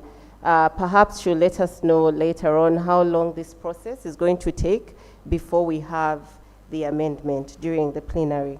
Thank you once again. We are now going to move on to Ms. Proscovia Ayebare, who is also going to make her presentation. I'm sure she's going to talk about the ODPP and ODPP's contribution in the Global Fund project. Ms. Ayebare, you're welcome. Thank you, Madam Jackie, and good afternoon once again. Ladies and gentlemen, I need the Holy Spirit to prevail. I'm going to make this approach as simple as possible, and my intention is that when you step out there, you can be advocates of the change that we desire. And so in my approach, I'm going to look at this law, the HIV and the law. I'm going to look at them in as far as the criminal justice standard of proof is concerned. You can take your notes, standard of proof. We are going to look at the victim-oriented approach. We are going to look at the East African Prevention and Management Act in comparison with the Uganda's HIV Prevention and Control Act. And then the other things will be largely of peripheral importance. So, standard of proof as required in the criminal justice system. Madame Geraldine has told us that the HIV Act charges one who is HIV positive. Should you be found involved in a sexual offense, then your offense is aggravated for reasons of being HIV positive. But here, ladies and gentlemen, is the challenge, the standard of proof.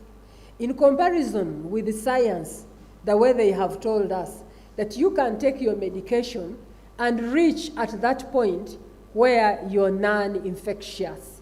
So a man who comes to court or a woman who comes to court and says, I've been on medication now for 4 years religiously, I verily believe that I cannot transmit. Can we successfully charge that man or woman under that law and sustain the standard of proof beyond reasonable doubt in the face of science? It is your question to answer. If I was the lawyer on the opposite side, I don't know how I can lose this case. But as it is, when I go to court as a prosecutor, as of now, before Geraldine gives us an amendment, I will say, this is what it is. And I will prove that you had intention. But is it easy to prove that intention? Is there a measurement that at the time that you slept with me, there could have been an infection you were transmitting, you were capable of transmitting?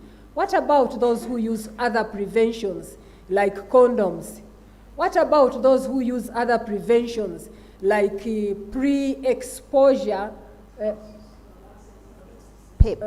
whatever it is, that one, which you take before sexual intercourse that you may not be infected or you may not infect? Do we have machines in Uganda that can check and say, at the time now you slept with me, you had not taken that medication? How do prosecutors win these cases? May I even wonder? Yes, the standard of proof is very clear, beyond reasonable doubt. So we are saying that faced with science, our act becomes redundant. The section for intentional transmission cannot hold anymore. Science has overtaken it, and therefore the law should be amended to fit within the standards of science as well. That is standard of proof. The other one is victim-oriented approach.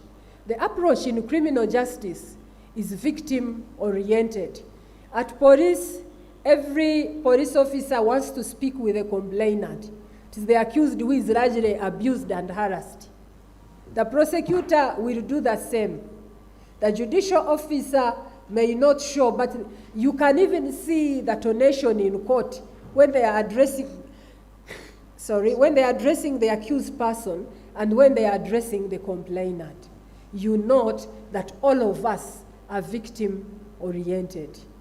And so, if we are victim-oriented, who is the target of this law? Is it the accused person or is it the victim of the sexual offense? I want to give you a scenario of where a child of 10 or 11 years, let's say 11, they have begun to be sensitive about society. It's defiled by a man who is HIV positive. And we come to court the way you have sat here today. And we are reading the charge. You, Ayebare Proscovia, while knowing that you were HIV positive, did have canon knowledge of the child so and so.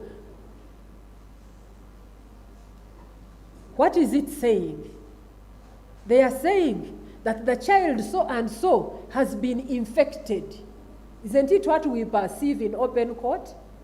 Yes, that's what we perceive in open court. So I want us to understand that at this point, when we read that charge sheet in open court, may be disguised the way they have begun. I do appreciate that now names may not be mentioned. The children can be called R, can be called Z, but we know we are in open court. Sometimes the child is there and the lips are pointing at the child. That is the one. Nange, rabe chisajja akana chekakute, rabakana, nange. You get that. There is one canon who used to work in Masaka, was later transferred to Mbarara. I'm telling you a story that really disturbed me. And when in Mbarara, his daughter was defiled.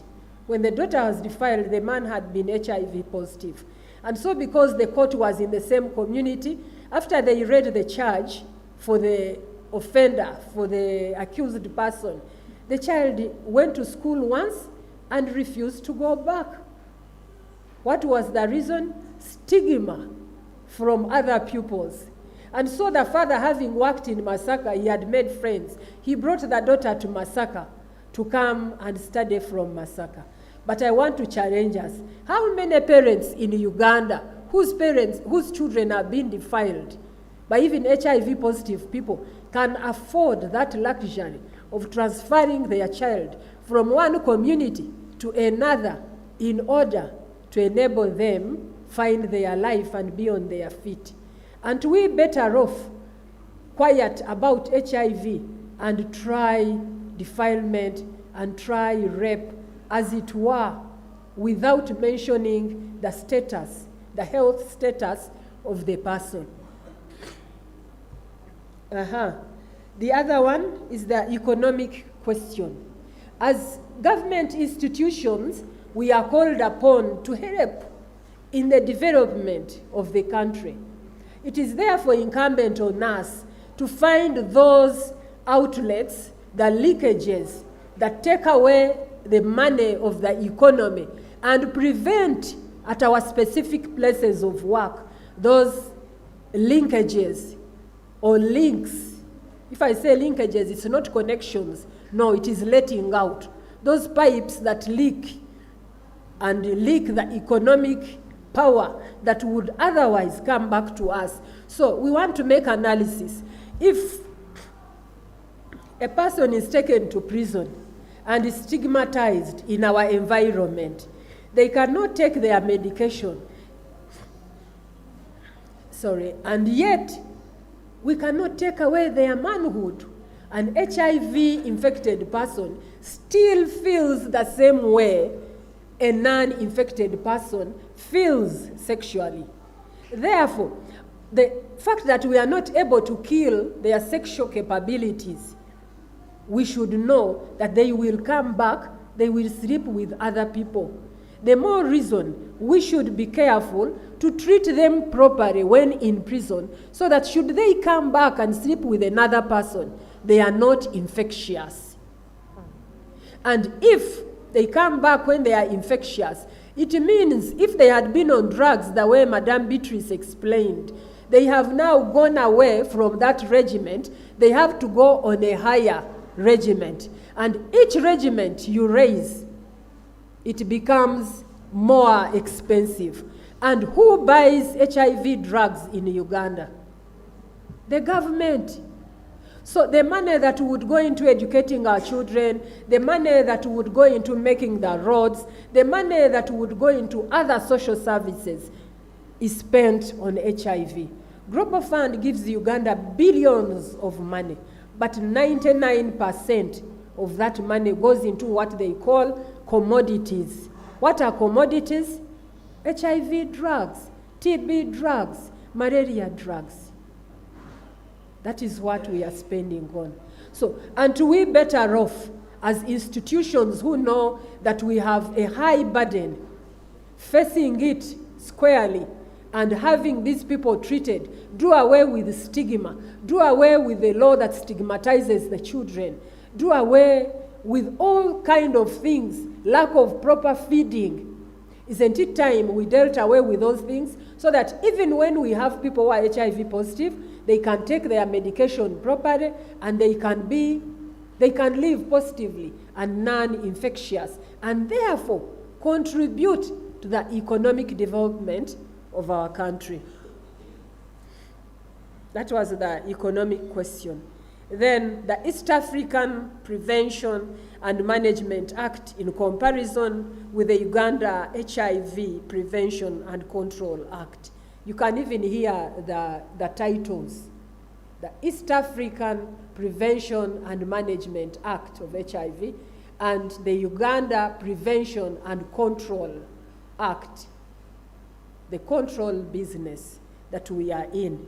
I will not go into specific sections, but let us discuss generally the relationship between East Africa and Uganda. The East African community to which we are a member has written their law or have written our law, and they have called it the East African Prevention and Management Act.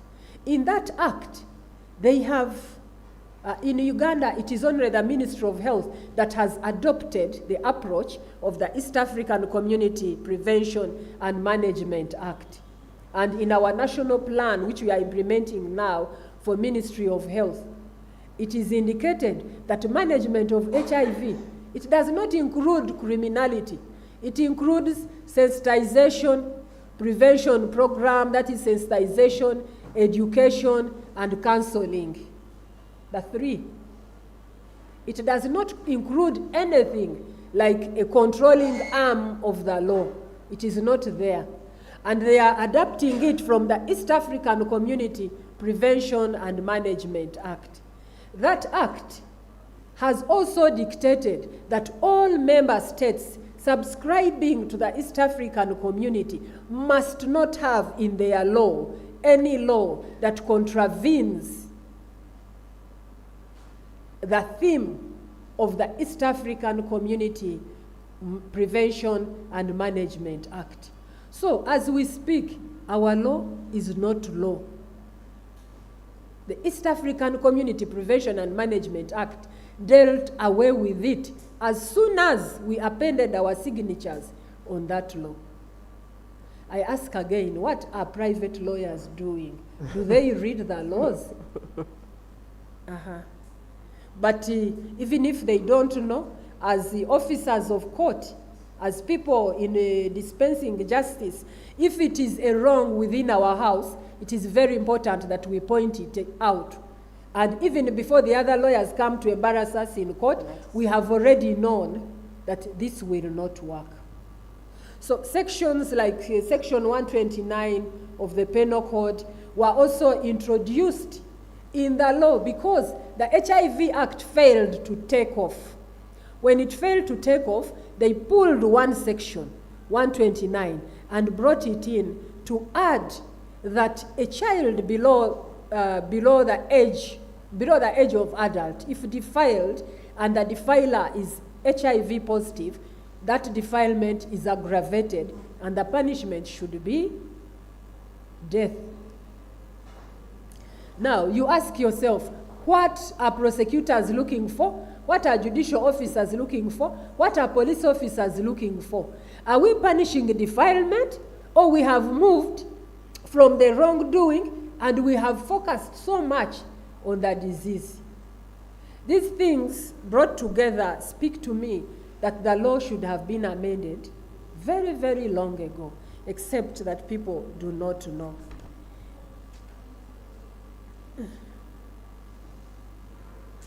Therefore, to me, it calls us as the implementers of criminal justice to open up, to open the spaces. Leave HIV to be a disease and not a crime. Leave TB to be a disease and not a crime. So that diseases are managed as diseases and people are given open space to speak about them. But if it were you go to police, you are HIV positive, and you have just had sexual intercourse with somebody who is saying, he forced me, even if it is an adult who has been raped. Can you disclose and say, Bananga, I've left my medicine at home? Would you? Or even at testing, you would wish to bribe the doctor so that they say results are otherwise. And if that is done, it means we are hiding the disease, we are harboring it, it will soon burst back onto us. So we need spaces for disclosure and for taking ARVs for those who are on treatment. Well, the other thing that I wanted to talk about is while we are saying all these things, to calm the fears of the persons living with HIV, that something at least is now being done. For example, she asked, how do I whisper to a police officer that I'm HIV positive? What I've just posed as well. We now have the screening. You don't even have to whisper. Once you are in police custody, there will be somebody to take you aside to ask you, when did you last have sexual intercourse? When did you have any suspicion? Is any of your relations maybe sick? And when you answer these questions, they will inform the police officer who is handling you that you are a person maybe to be taken for testing. And when you need testing, if need for testing is observed, then they will give you to a counselor, which counselor will prepare you for testing. Should you accept to be tested, the Uganda Police Force now, in those 16 stations, they will test you and will begin you on treatment if you are found positive, whether of HIV, TB, or malaria. the 3 diseases.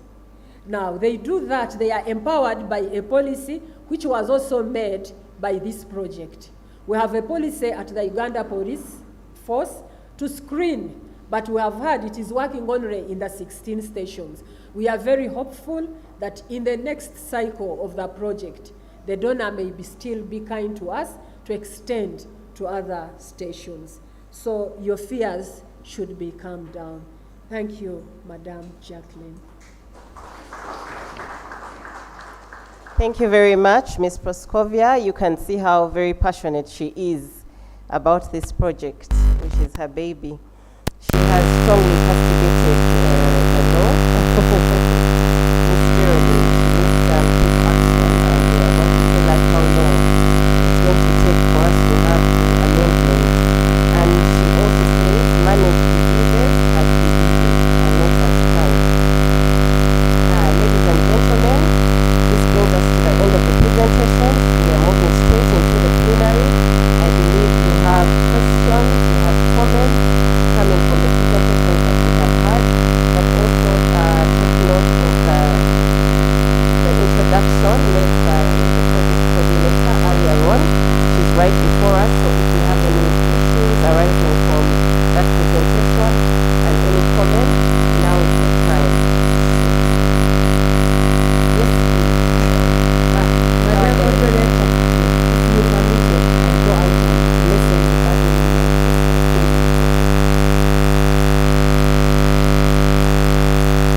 We have a microphone. Can we have someone please move the microphone? Sarah.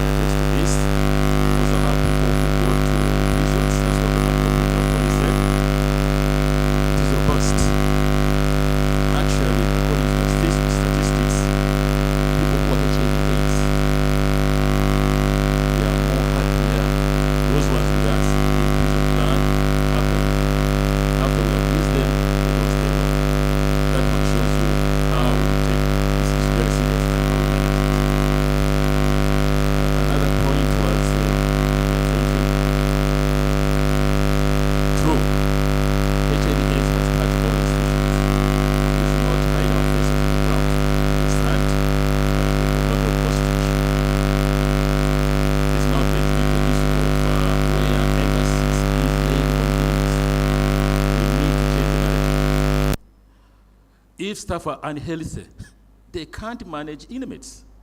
So we also need to emphasize issue of the staff. That's why every time we get these invitations, we select staff. These staff you see here, these are the ones who are managing these inmates. So from here they go and transmit the same message to their followers, such that we make the staff healthy and they understand. Because we have very many staff, despite all these songs we have been singing for very many years, they still fear to approach our personnel, health personnel. They hide because of stigma. We have hospital in Mansion Bay. But some staff who are HIV positive, they don't go to those hospitals. They prefer private hospitals. So I think this project is very good, and your input, this one I've heard, they will go and transmit to the rest. I think that's why I'm really, really very happy. Staff needs to be emphasized because they are in the front line.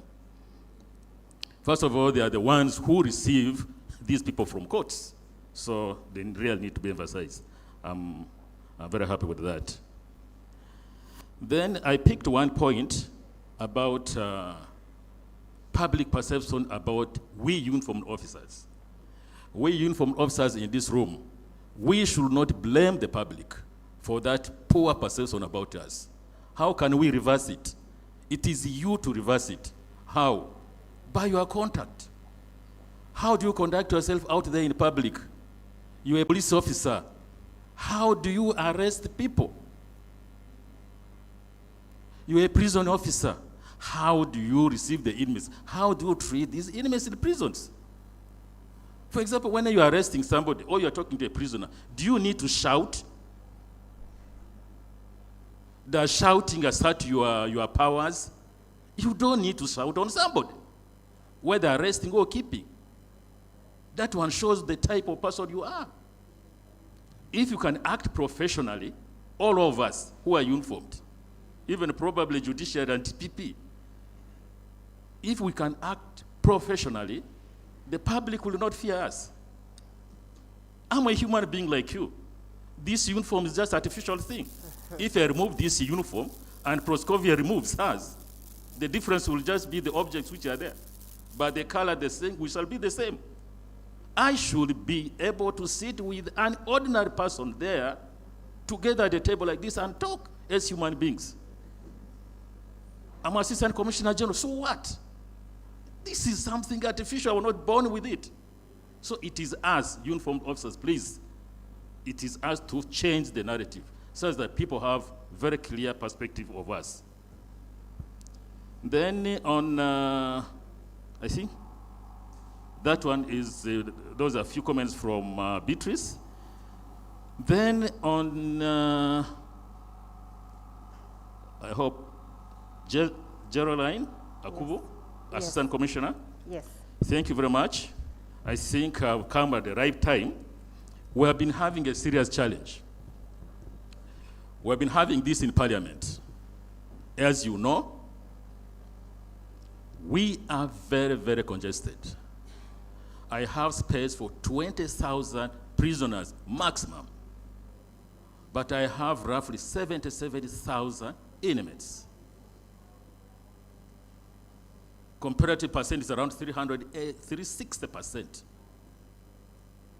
So, we have been saying, people we receive, because of this level of congestion, actually where a place for one prisoner is shared by almost 6 prisoners, okay?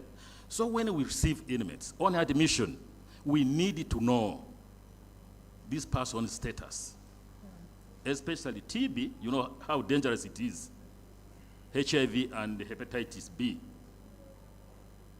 And we're saying it is voluntary. But really TB, the doctors are here to correct me, we almost make it compulsory for TB because it's very, very dangerous.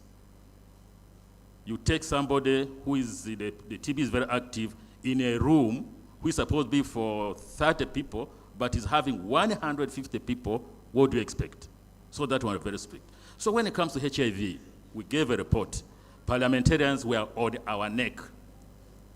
Because when you listed people who should be mandatory tested, our inmates were not here. Probably you need to revisit this. We are doing it, first of all, we do it professionally. When we test, we have doctors, confidentiality is 100% assured. In the parliament, even the parliamentarians were divided. Others were saying it's okay to protect the rest. Others were saying human rights. They brought the issue of human rights. So it became a serious issue. I really needed your comment on that. Should we compulsorily test inmates on admission to protect the rest or not? Or we emphasize the issue of human rights or confidentiality? Real, since the others also want to comment, let me stop there. Thank you very much. Thank you very much, the Assistant Commissioner, Correctional Services, for those comments, concerns, and that guidance that you have given. Do we have any other questions, comments? Yes, please.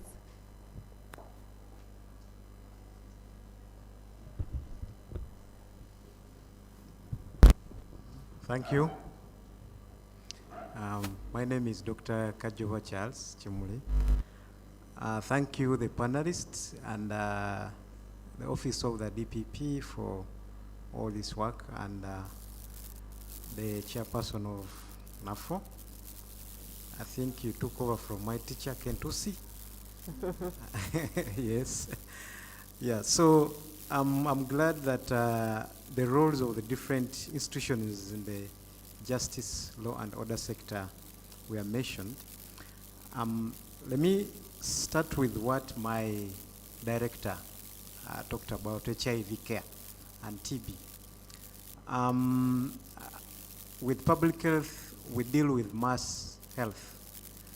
When the other doctors are stranded, we are the people used to close you during lockdown. It wasn't the president.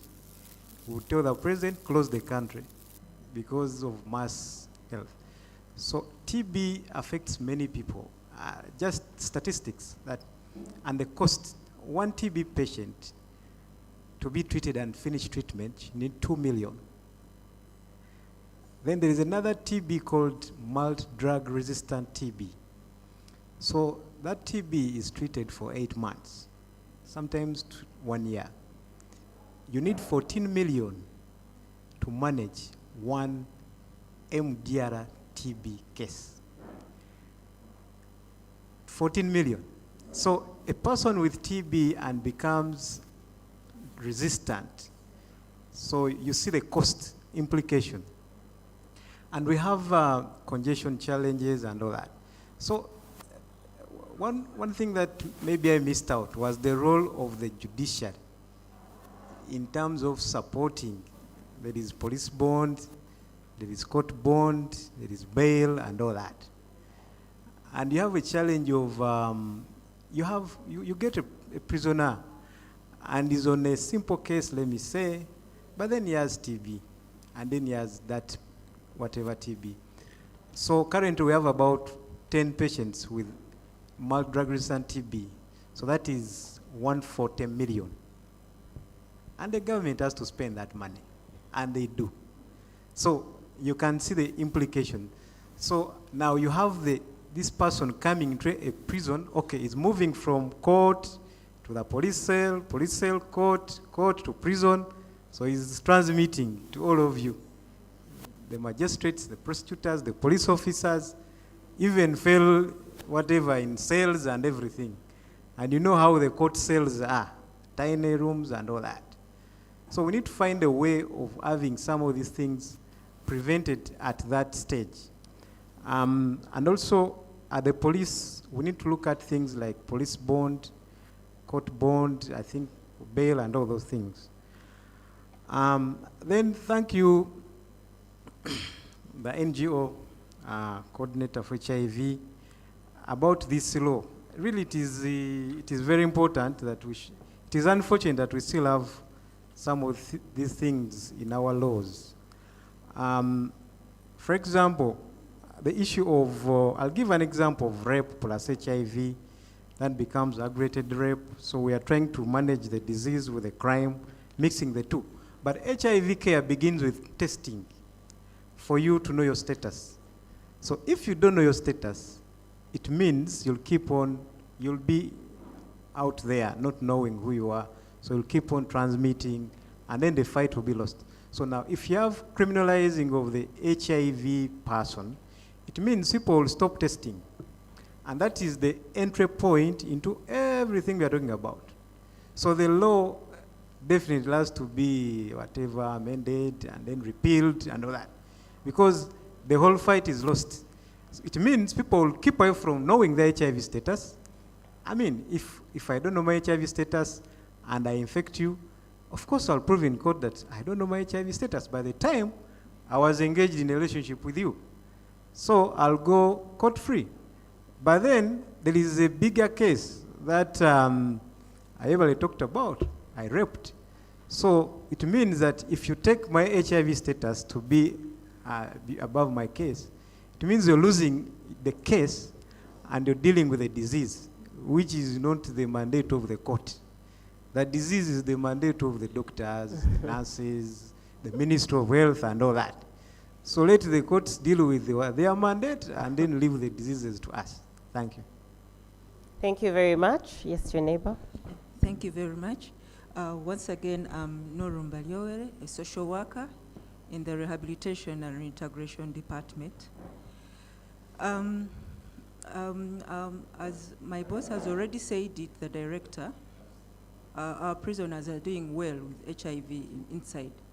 But as a social workers, we are resettling these people back into their communities.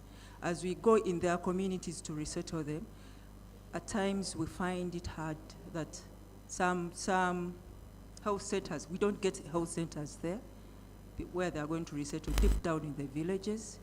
So it becomes hard. You have to look for the nearest health center, and which will take miles and miles away. So you'll find this person is not continuing. As the director has said, they're not doing well. So here I call in Ms. Beatrice to come in and see. You talked about the roles of each stakeholders, and you're saying the government stakeholders have the power. So our power goes up to when this person is released and is back into the community, and we are supervising it, say, for 2 years, but after 2 years, we are off. Then we call in the civil societies to come in and help and handle until this person continues, with see how we can handle. Others, thank you very much. Yeah, those are mine. Thank you for raising that concern. Let's have the next two, and then we shall give them an opportunity to respond.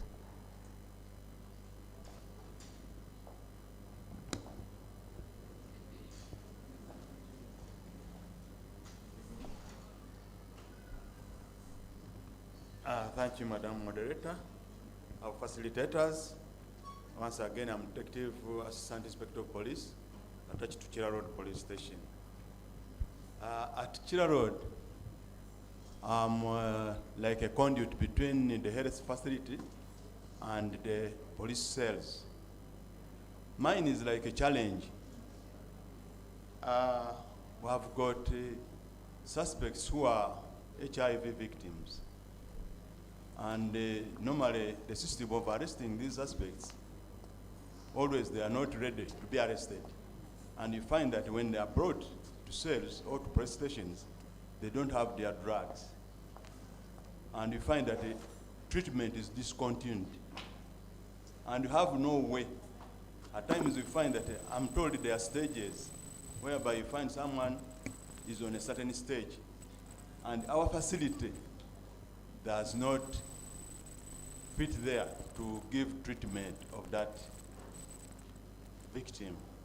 And we find that those suspects are always in that danger of not continuing with the treatment.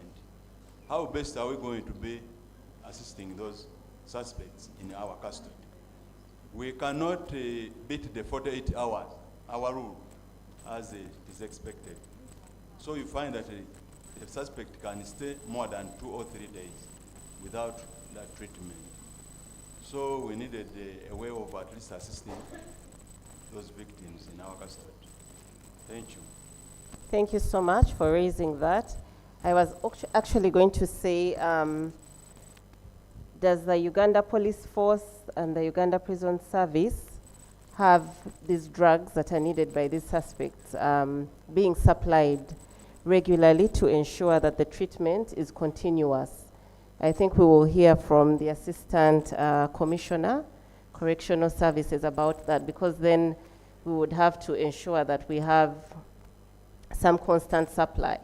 maybe some organizations or institutions, ensuring that we have constant supply in those institutions. Let's have the last one before they respond, and then we'll have another round. Thank you very much. I request to talk while standing, because I always get courage to express my views while standing. I know I'm Siddiq Ziad, working with the Uganda Police Force. You see, Mr. President has always been complaining about human rights in some cases. Really, some human rights are good.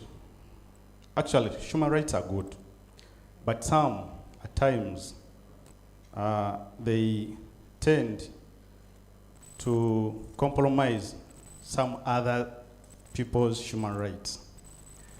I just, when I was seated here listening to Madame Brescovia, I remembered when I was doing my research, I was being supervised by one lady called Dr. Jane Frank. But after a while, I went to the academic registrar, that's Mild May, asked him to give me another supervisor. Then he asked me why. I said, this one is more educated. This is a person with PhD. I'm doing a diploma. I think reasoning is not, rhyming.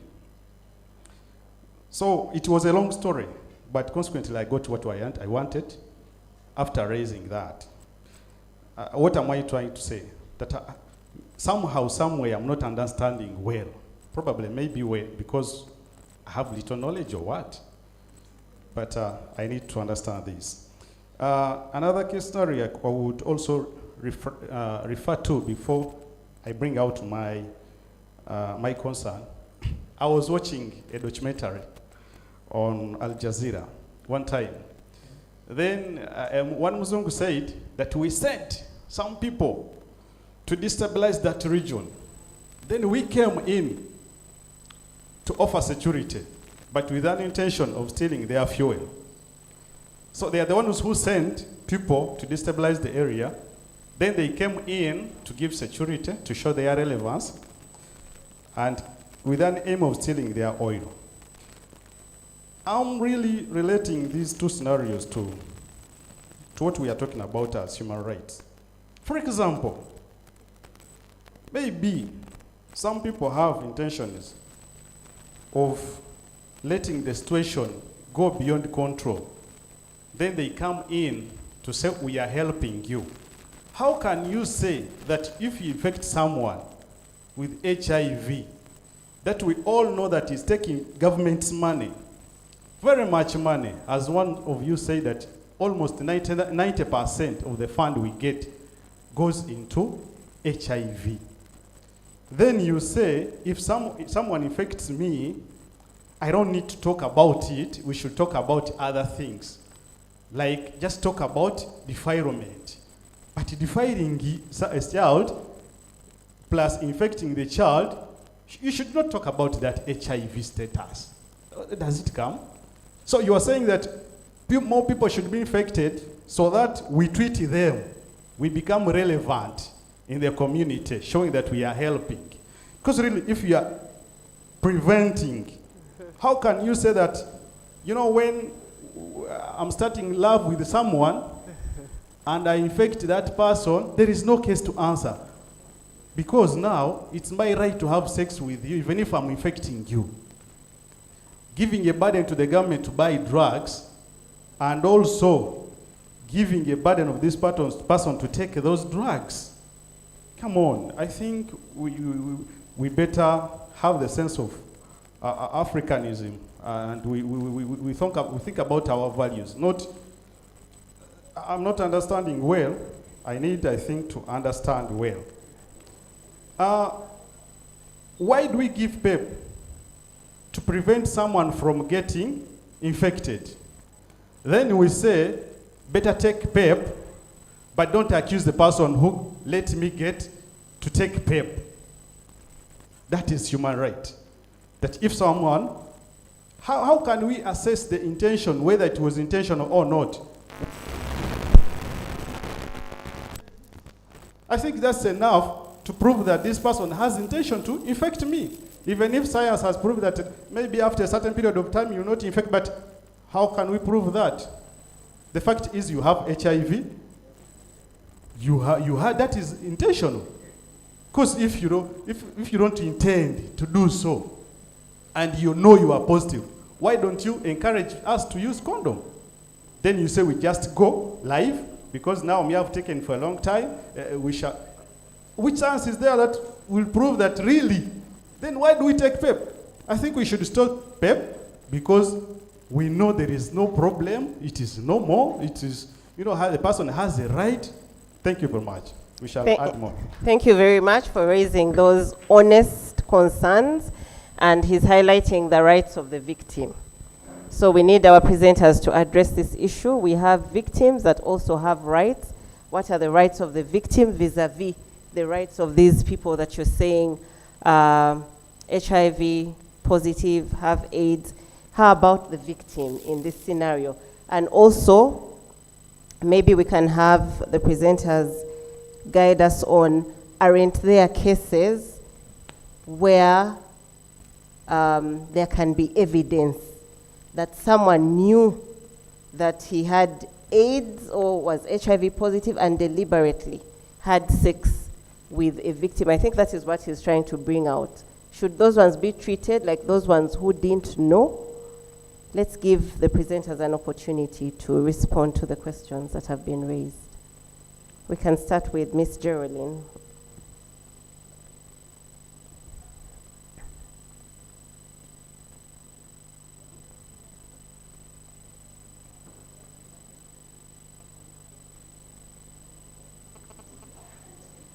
Thank you. I appreciate the questions and comments that have come from the audience. I would say many of them, at least as far as my presentation goes, were really things for me to note. Yes. For purposes of review of the law. I need to find out how, because for purposes of testing prisoners for TB, it's a public health measure, and it could not possibly have been captured within the law on HIV, and I need to look at other laws and see where prisons and prisons authorities could get protection or cover. I'm sure it is there in the public health, in one of the public health, either the Public Health Act, or I'm almost certain it's in there in the Public Health Act, because I remember when Parliament was reviewing the Public Health Act, the Commission was asked for its opinion, because there was a provision on compulsory testing for certain communicable diseases, and we made a presentation on it. I can look at it, and get back to you on that, so that you know where you can be protected, because that is just a public health measure that is in place.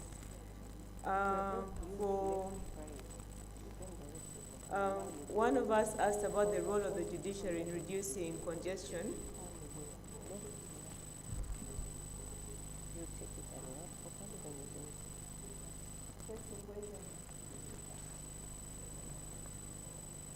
I will confer with the law and get back to you on that. Okay. And then there was a question about the role of the judiciary in reducing congestion, and if we can use available mechanisms like bail, police bond. This wasn't mentioned, but hearing in camera, virtual hearings, because we know that these days we even have some hearings that are done virtually. It is definitely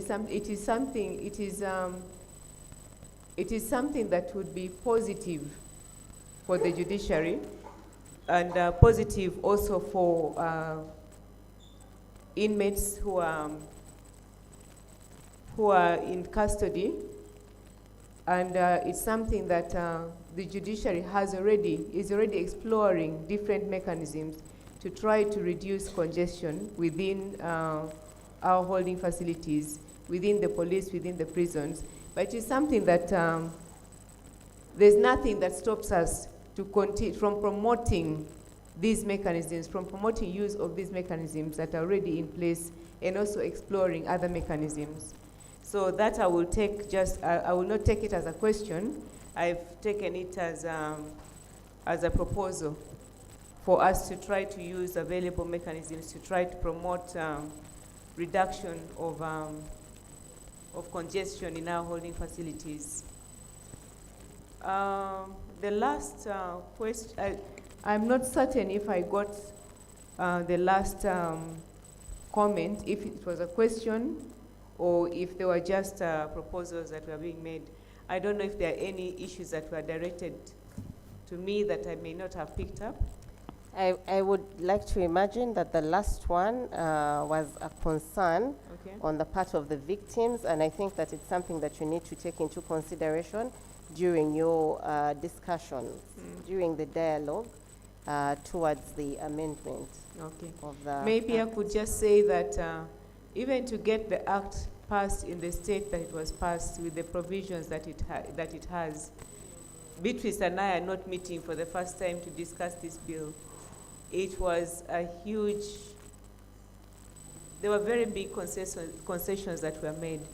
And the rights of victims were taken into consideration, the rights of persons infected with HIV, infected and affected, infected with and affected by HIV were taken into considerations. So it took us a long time to get to the position that we got to, or the position where that bill was enacted into legislation. And I can, the only thing I could say to allay the fears of the participant is that before any legislative proposals are enacted, adequate consultations are done. And we try as much as possible to reach a level of consensus that works for all of society and not just for individuals. So the rights of the parties on both sides are taken into consideration, not just the rights of one side of the equation. Okay. Thank you so much, Ms. Geraldine, for that. Can we hear from Ms. Proskovia? Thank you.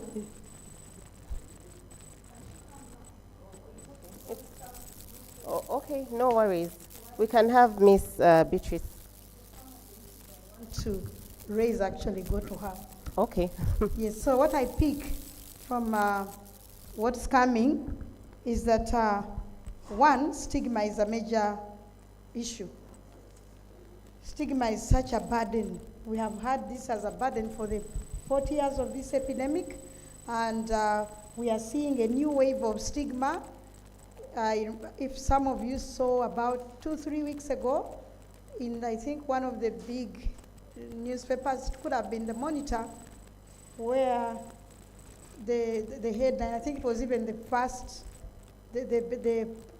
page one, where the big news happens, the first page, where they were saying that people are contracting HIV out of fun?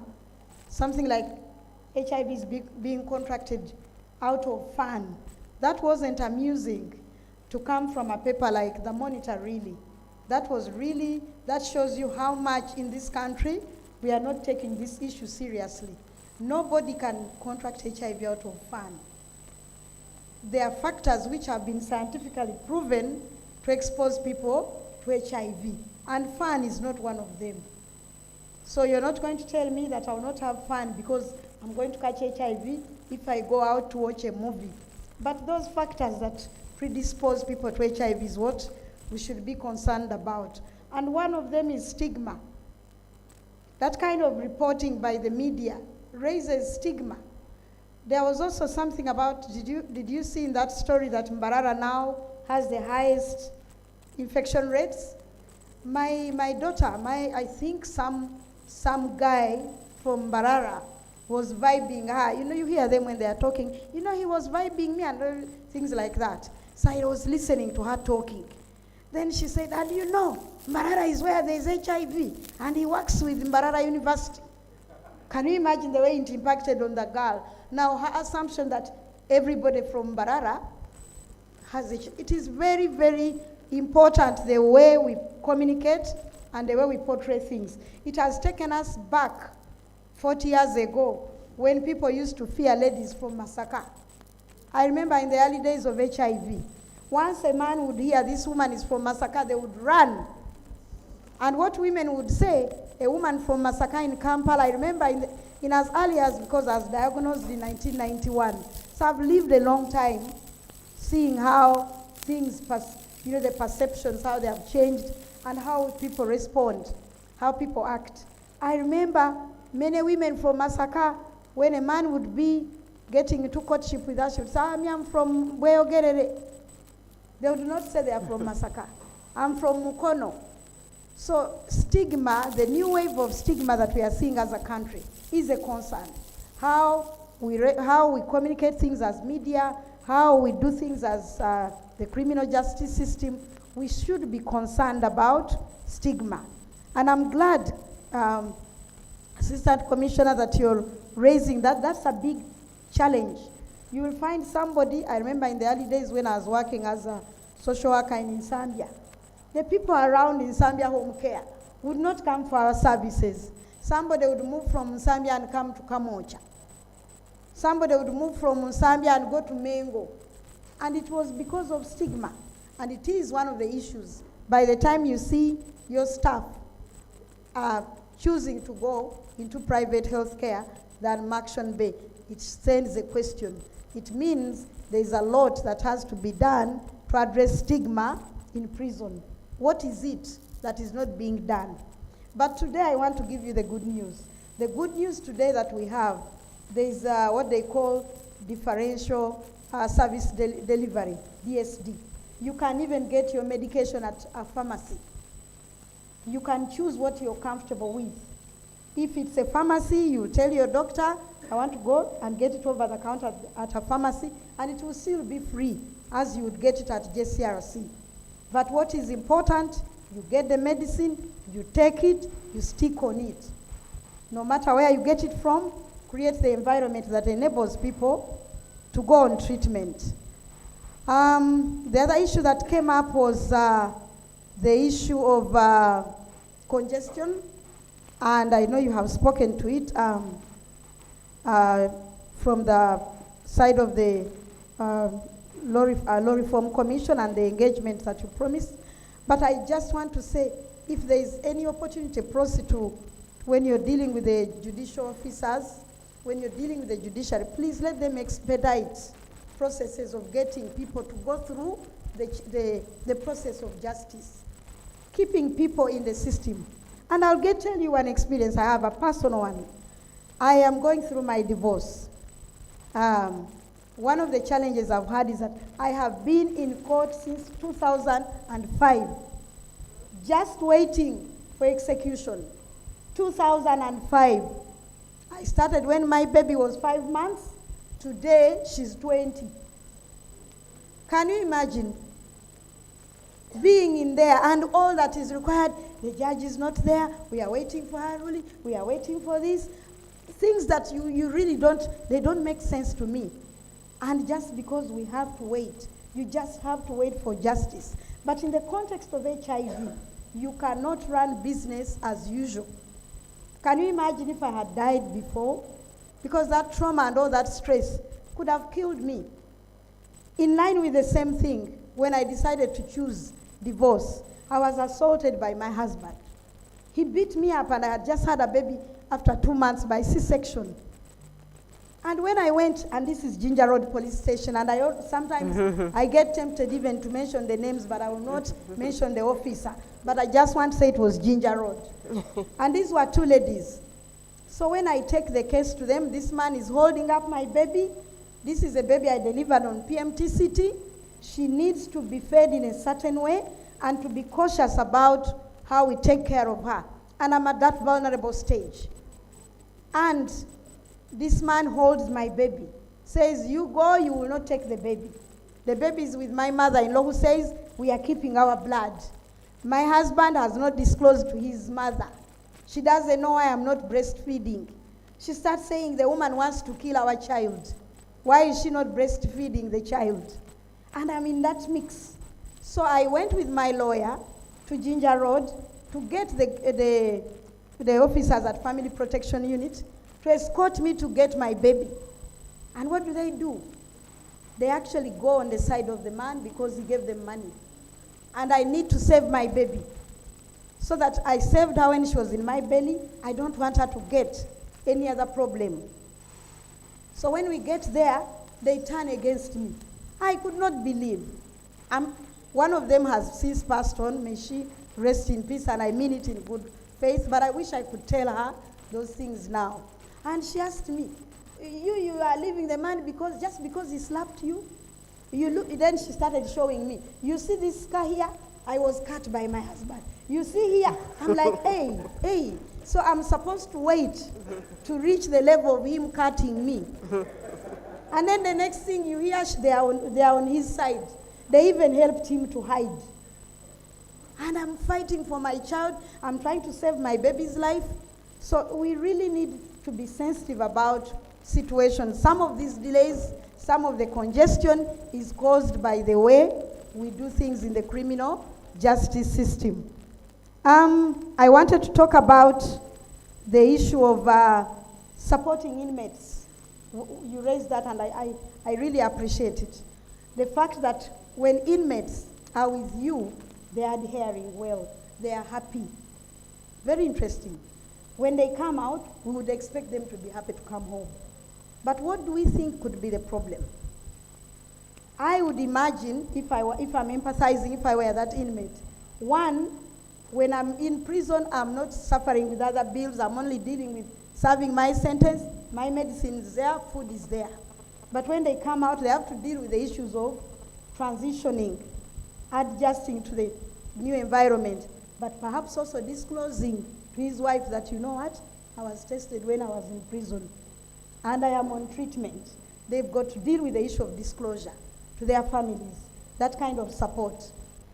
Without really dwelling too much into it, I would like to make this offer, that this could be a beginning of partnering with us as people living with HIV, as NAFOPANU, so that when you are releasing such an inmate, you can actually contact us, so that they know when they are in there, you tell them that as you are going out, there is a community of people who are like you, who are taking medication, who are coping, and that could be your source of support. And we are ready to receive them from this end and support them to adhere to treatment. I would like to say that, and I also didn't quite understand the last person, but I understood that he was trying to challenge, things look like we are being favored as those of us who are positive, like we are being made to, we are proud about it, which is not true. But the thing is, to understand the direction where the world is going. Last week, there was a big conference on AIDS and STDs in Africa, in Harare, in Zimbabwe. And what came out in that conference was that all countries that are high burden with HIV should work hard to see that they repeal laws that stand in the way of attaining the goals of treatment and prevention of the 3 diseases. And Uganda is one of those countries. That countries like Botswana and other countries, imagine Swaziland, I forget the name that is called these days, that small country, which, Swati, right? Swatini. They had the highest burden of HIV. Southern Africa had a very high burden because of stigma and denial and fear. Uganda, we used to have we were the world's eye. We got so much attention because we did so well as a model country. Can you imagine Eswatini now being ahead of the game than us? Botswana is now ahead of us. And why? Because of the laws that stand in the way of, we are enacting laws that stand in the way of attaining the results we want. We are bringing back stigma. We are rolling back. We have invested so much in this response as a country, so much as Uganda. And we cannot afford the investment of 40 years to go to waste because we are now determined to stigmatize, determined to judge. But what I want to say, before Prosi, maybe you understood him, what I want to say to our colleague is that when we are addressing HIV, we follow science, public health particularly, and he's here to guide us, and human rights. We don't follow emotions, we don't follow morals, we follow science.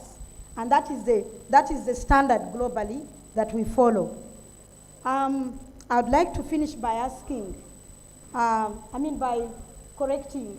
I am not the ED of Nakopano. Still, I came to see still the ED as your teacher. I am the chairperson. So I am the boss of your teacher. I want to thank you so much. Prosi, please, you address his issues. Thank you so much, Ms. Beatrice. Ms. Proskovia. Thank you, Madam Moderator. It's a lot. But we will start with the gentleman from Uganda Police Force. I do appreciate your concerns. I was worse than you. I am not only a lawyer, I am also an international relations person.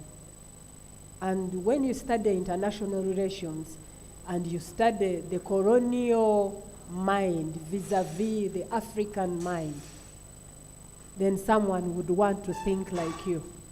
They are coming here now to do this, so they will come back to look like God the Father. I was even worse than you in looking at HIV and the law. And I was one of those people who I would not even attend a workshop like this. I say now, colonialism is coming with a white collar. I will not attend. I will refuse outrightly. But by God's grace, I am here. And I understand using a new perspective. You have said human rights are bad. That was your statement. And I have said, yes, I wrote it down. And I said, human rights are good. It is the implementers that are bad. Just like Christianity is good. But some people hide under it to do wrong. So it is important that in implementation of human rights, the nationals take the lead. When you use human rights to implement development, and that's what it should be. We are using human rights, for example, and sticking to a right to health. And we are saying, if we avail health services within the criminal justice system, we cannot go everywhere because we are not now the Ministry of Health, but we understand our own situations better than a doctor from the Ministry of Health.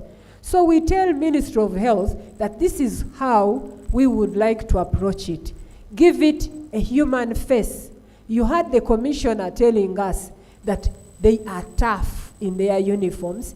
We are tough in our attire, legal attire, professional attire. And that's why people fear us. And when people fear us, we are not relating. If you went to a place, even as you came here, if there was no announcement, people take breakfast, the soft one has come, would you have risen up by yourself to go and take breakfast? You wouldn't. It would still be behind there. The best you can do is to grumble amongst yourselves, but you cannot rise by yourself when you just in this new place and you go and receive. So it is our African way of doing things. We are a communal community as Africans. And in Uganda, that is the spirit of saying, if a neighbor has a problem, you perceive it as your own neighbor. It is the spirit of Africa, the Ubuntu. It is us that have that seed compared to the rest of the world. So we must learn to use our own systems that sustained our grandparents to have better communities. In fact, If you want to be individualistic and punish a neighbor who is suffering for what they have not got, I'm now not speaking legal but social, because it is the social constructions that inform the legality of every nation. Now, our way is helping a neighbor get out of the problem. Our way is not punishing the neighbor. We are not individualistic like the Westerners. We are not Europe. They are individualistic. In Europe, a mother has nothing to do with you as long as she's not supporting what you are following. And in fact, as soon as you finish college, you can run away from home. But for us here, if you don't go back to the village, in my language, Oryecherare, you are a shame to your parents. You are a shame to the community that raised you. So we are drawing this management of HIV from our own social constructs. Do not be deceived that any white man or woman has come here to tell us that now open space. No. We know that if I educate my mother in the village, you educate yours, that HIV is transmittable through sexual intercourse or by your blood, maybe by accident, meeting the blood of a person who is infected. So these other things of eating with them, talking with them should be good. And you know, mama or grandma, if you treat a person with HIV that way, they are going to open up, take their medicine in an allowed manner, so that even if they went out there, going back to what I told you, being HIV positive does not take away the sexual feelings. Now, we come from that, especially you as a man. I have been told that men in Africa, the biggest punishment they can suffer is denial of sexual intercourse. Now, if we know that as Africans we are as potent as that, then why wouldn't we address the issues from our own perspective? I am not going to stop this man from having sexual intercourse. What do I do that he does not transmit to those that he will meet? Let me open space, he talks about it. So that even people, because now if you come to Madame Beatrice and ask for love, you will have loved her just as she is. But you imagine her quiet. Can you even suspect her? Can you? You can't. You can't even suspect her. She can type her mini and she will walk in her heels and you will say, oh my God. But when space is opened and HIV becomes like a cough that I have today, HIV becomes like another disease which you're not ashamed of to say, I have malaria, I am suffering from diabetes, I have high blood pressure, I'm not eating that food. Allow the HIV positives to be as free as that, so that we know them. A stone which is visible can hardly hurt a hoe. In my language,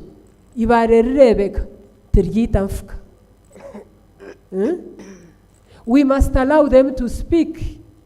If we allow them to speak, we will be free also to go and test. We will know space is opened. And for me, if I reasoned with you, HIV compared to diabetes, I would rather have HIV. A diabetic person can suffer. A high blood pressure person can suffer. A person with hepatitis B. These diseases that you have no hope of living positively. If you have hepatitis B, it's almost like a ticket to death, depending on the level when it is discovered. If you have diabetes, you are a very sick person. In fact, add the word very, very sick person. But an HIV person, living positively, taking medicine properly, and eating their food properly, that person is as normal as you. They drink alcohol, they have sex as much as they want, they can even participate in games, they produce if they are women. But if you're diabetic or high blood pressure, You go and chimberembere, you conceive. Most of them die. If they don't die, they lose their babies. But HIV persons are living and producing, contributing to the economy. You have seen her. She's a whole chairperson, national chairperson. She has traveled, she has not told you, very many countries, contributing to change of policy in other countries. But she has lived with HIV for 30 years. 31 years. Don't we need more like her? Wouldn't you be in a better world where people say, you say, please, I have liked you. I said, but I am HIV positive. Do you mind? You know, we want it to be as quick and as easy for society to speak about, just like that. The way you say, I'm diabetic. No, why aren't you eating this? No, I'm diabetic. You know, I take it slowly. The doctor stopped me this and this. Let the HIV positive persons be able to speak about it. And if it is the law denying them the opportunity to speak, scrap it, my brother. Let's scrap it. You support me. And if it is the stigma, deal with it, the way they have said. If it is congestion, deal with congestion.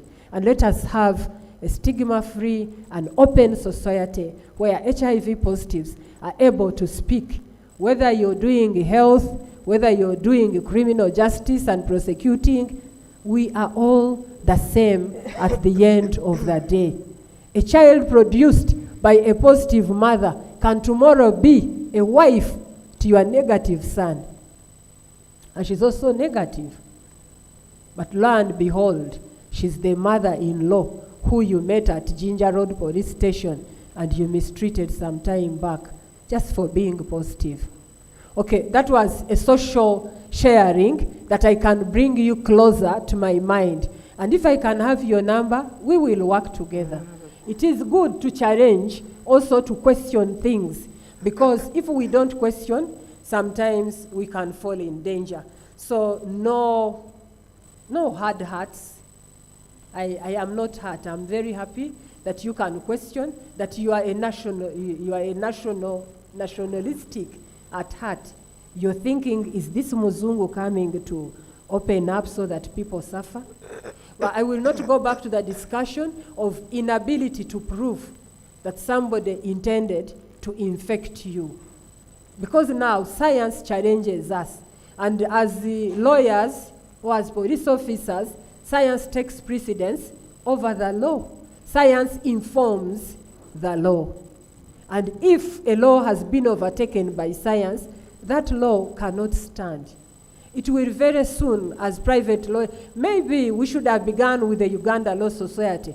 We give them this information so that the lawyers from private practice will attack lawyers, us from government, from this perspective that I'm talking. Then we see how judges are going to decide those cases.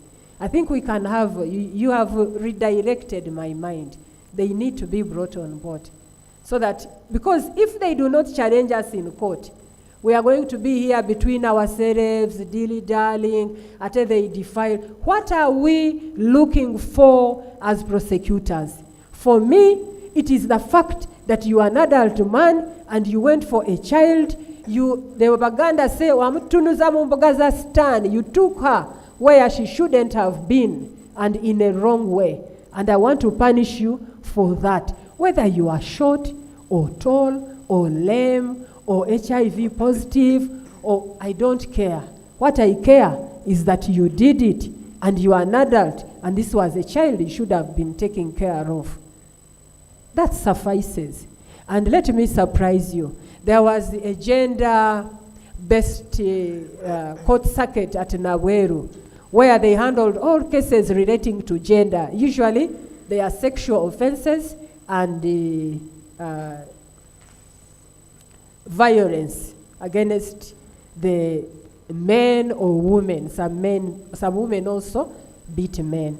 Now, during that session, the highest punishment attained, even for those who are HIV positive, was only 5 years.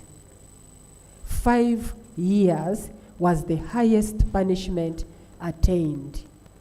That shows you that even if we sit here and discuss, humanity is humanity. Like what I've told you, it is our way as Africans to feel for the weak, to feel for those who are sick. So even when it is in court, the judge remains a human. When a man comes from Ruzira or wherever, when people have been in prison, they really look so sad. You don't want to see that sight, especially if they have been sick. And so when a judge looks at this person, it doesn't matter how much you plead as a prosecutor, you can jump, state machinery, make all submissions, but the judge will, the eyes will be on this person.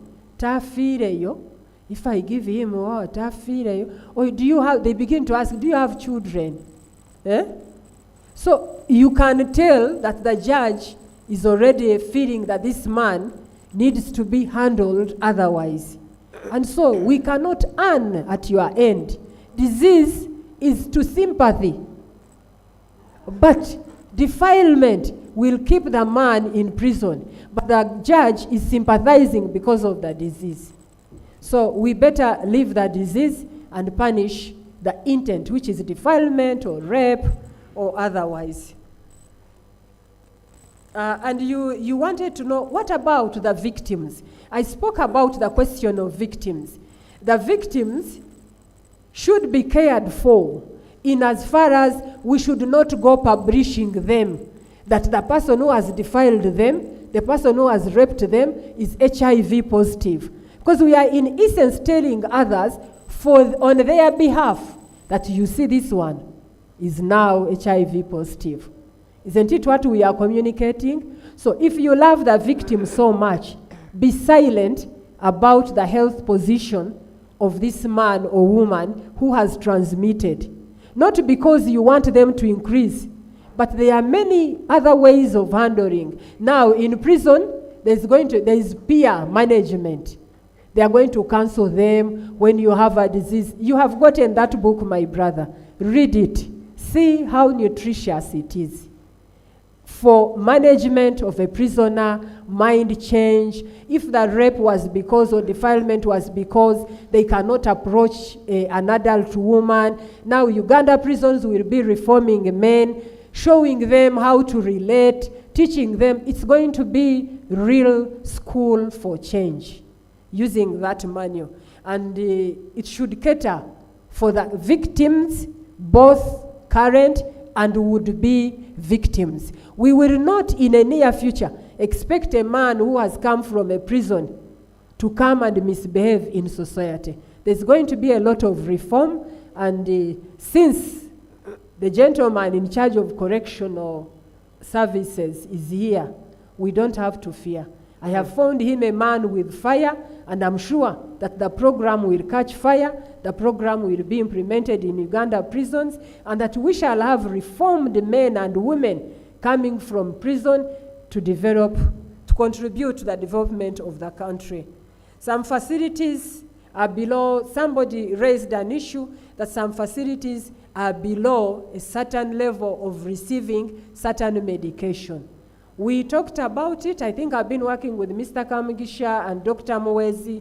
We talked about it, and we are trying to see if the donor gives us money in the next cycle, our advocacy would be to Ministry of Health that they improve on the status of the clinics at Uganda Police Force and also in Uganda prisons, so that these be treated as special institutions to receive all drugs of all regiments. We shouldn't forget that. Are the drugs constantly supplied? Mr. Kamugisha is nodding in affirmative. Yes, they are supplied, and they are supplied by the National Drug Authority to the different institutions. Medical stores. National medical stores, I beg your pardon. Maybe the time maybe you'd like lines to maybe talk for about the January. bail and bond. Maybe I wanted to speak about expediting Yes. of hearing cases of infected and affected persons. Yes, Beatrice, we took it up. We have another program, we call it Plea Bargain for those burdened with diseases. However, as it is usually the question of funding. So we've had very little funding. In this cycle, we have done 4 plea bargain sessions for those who are sick. Quickly, this is how it is done. We go to prison, we visit the Uganda prisons, they identify for us persons who should enjoy that service. Then we will follow that identification with a general sensitization.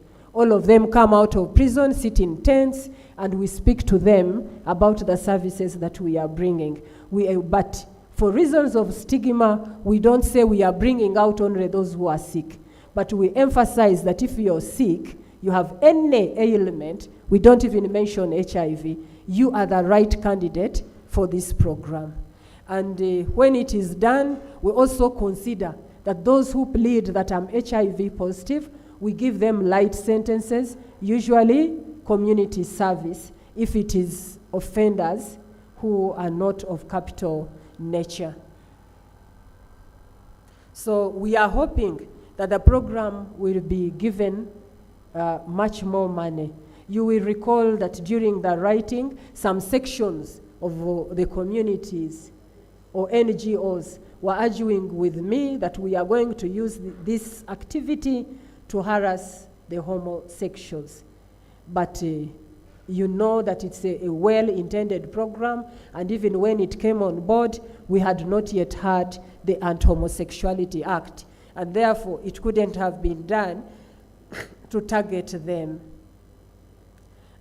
Releasing persons with HIV on bail, yes, the Chief Justice released a notice for considerations for bail, and one of them is having grave illness, which HIV is one of them.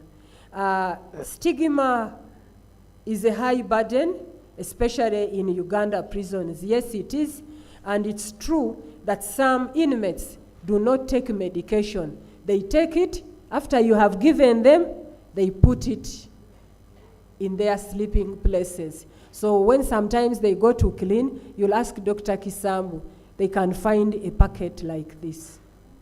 And then you say, who was supposed to take this medication? Some of them fear for reasons of nutrition. Others fear because they have just known that they are HIV positive from Uganda prisons. And others fear because of, the peer pressure. That is why the peer program in Uganda prisons should come to your rescue. Be sure that you every time you have somebody, a peer, an insider on HIV, TB, and malaria, so that you can be able to handle that. I don't know if I have answered every question. Madam Moderator, am I there? Yes, you have. Thank you very much. Thank you very much.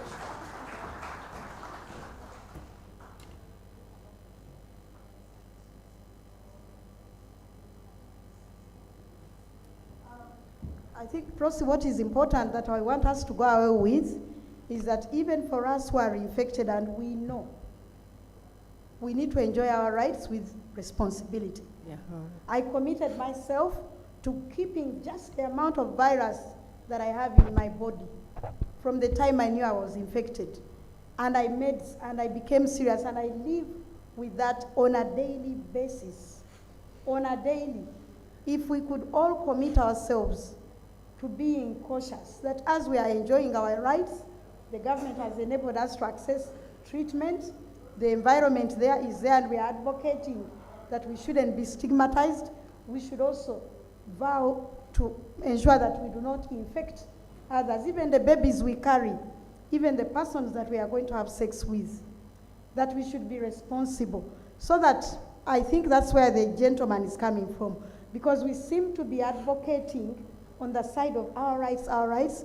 I think what I commit again as the chair of NAFOPANU is that we are going to balance that with the language of also advocating to say We would like to enjoy our rights, but we would also like to be responsible to ensure that no other person is infected, that we do not infect any other person, that we take our medicine properly and we are undetectable and we are not able to transmit, that we don't transmit to the babies we carry and to the sex partners that we have. I think that's an important message. Otherwise, people will think, oh, Prosi is now saying these people should be protected, and then we are left at risk.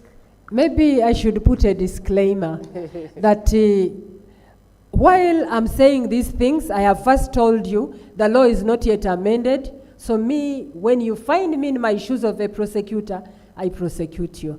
But also, there are instances when we can prove that your transmission was intentional. For example, if you draw blood and inject in another. For example, if you are a woman who is infected with HIV, but you go and invite the little boys to come and sleep with you, we can say there is some intention, circumstantially. But it's not easy to prove intention where the two are adults. Okay. Thank you very much, our presenters. I was just thinking, Prosi, that maybe you could also consider for the Global Fund project the ordinary sessions, because you've been considering plea bargain sessions, but I think it's also important to consider the ordinary sessions for this category of persons, of suspects. Because of time, I will now ask each of the presenters to give us a punchline, your concluding remark, and we bring this session to a close. It can be a sentence. What is it that you want them to carry home? Okay, in just one sentence or two, yeah. For if you take nothing from here, from the discussion, one thing that I would like us to take home,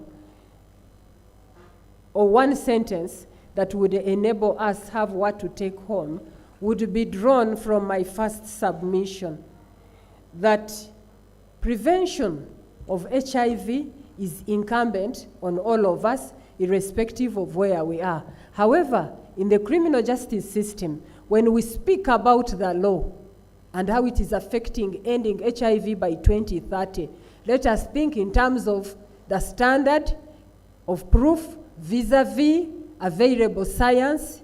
Let us think in form of the victim. What happens to the child who you have told the whole world that now she has HIV?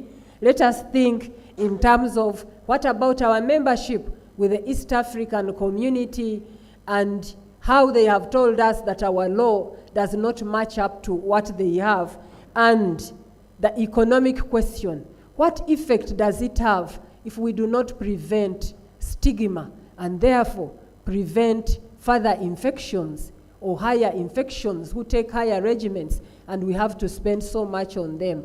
What impact does it have on the general development of the country? And what services do we miss? And then ask yourself, do we therefore amend the law to remove stigma, or do we still have the law to show that actually we know that those who have HIV have a problem? Thank you very much. Thank you, Madam Prosi. Ms. Geraldine. I'd like to thank you all very much. There was a question that was asked about the timeline for coming up with the recommendations. It's our proposal, and it's our hope that it will be that reform of this law will be catered under the Global Fund program. So it's something that we're working on. And if it comes to pass that the Global Fund program will take it under consideration, we will look forward to further consultations with all the stakeholders. Thank you very much, Ms. Geraldine. So in other words, it's being fast-tracked. Yes, Ms. Beatrice. You must have noticed I'm a very talkative person. Yes, you are. This has been since I was a kid.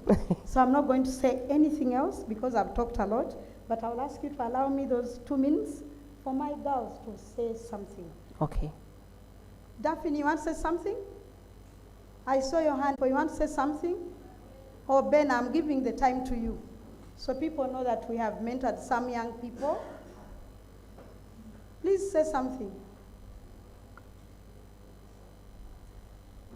That's a good one. That's a good one.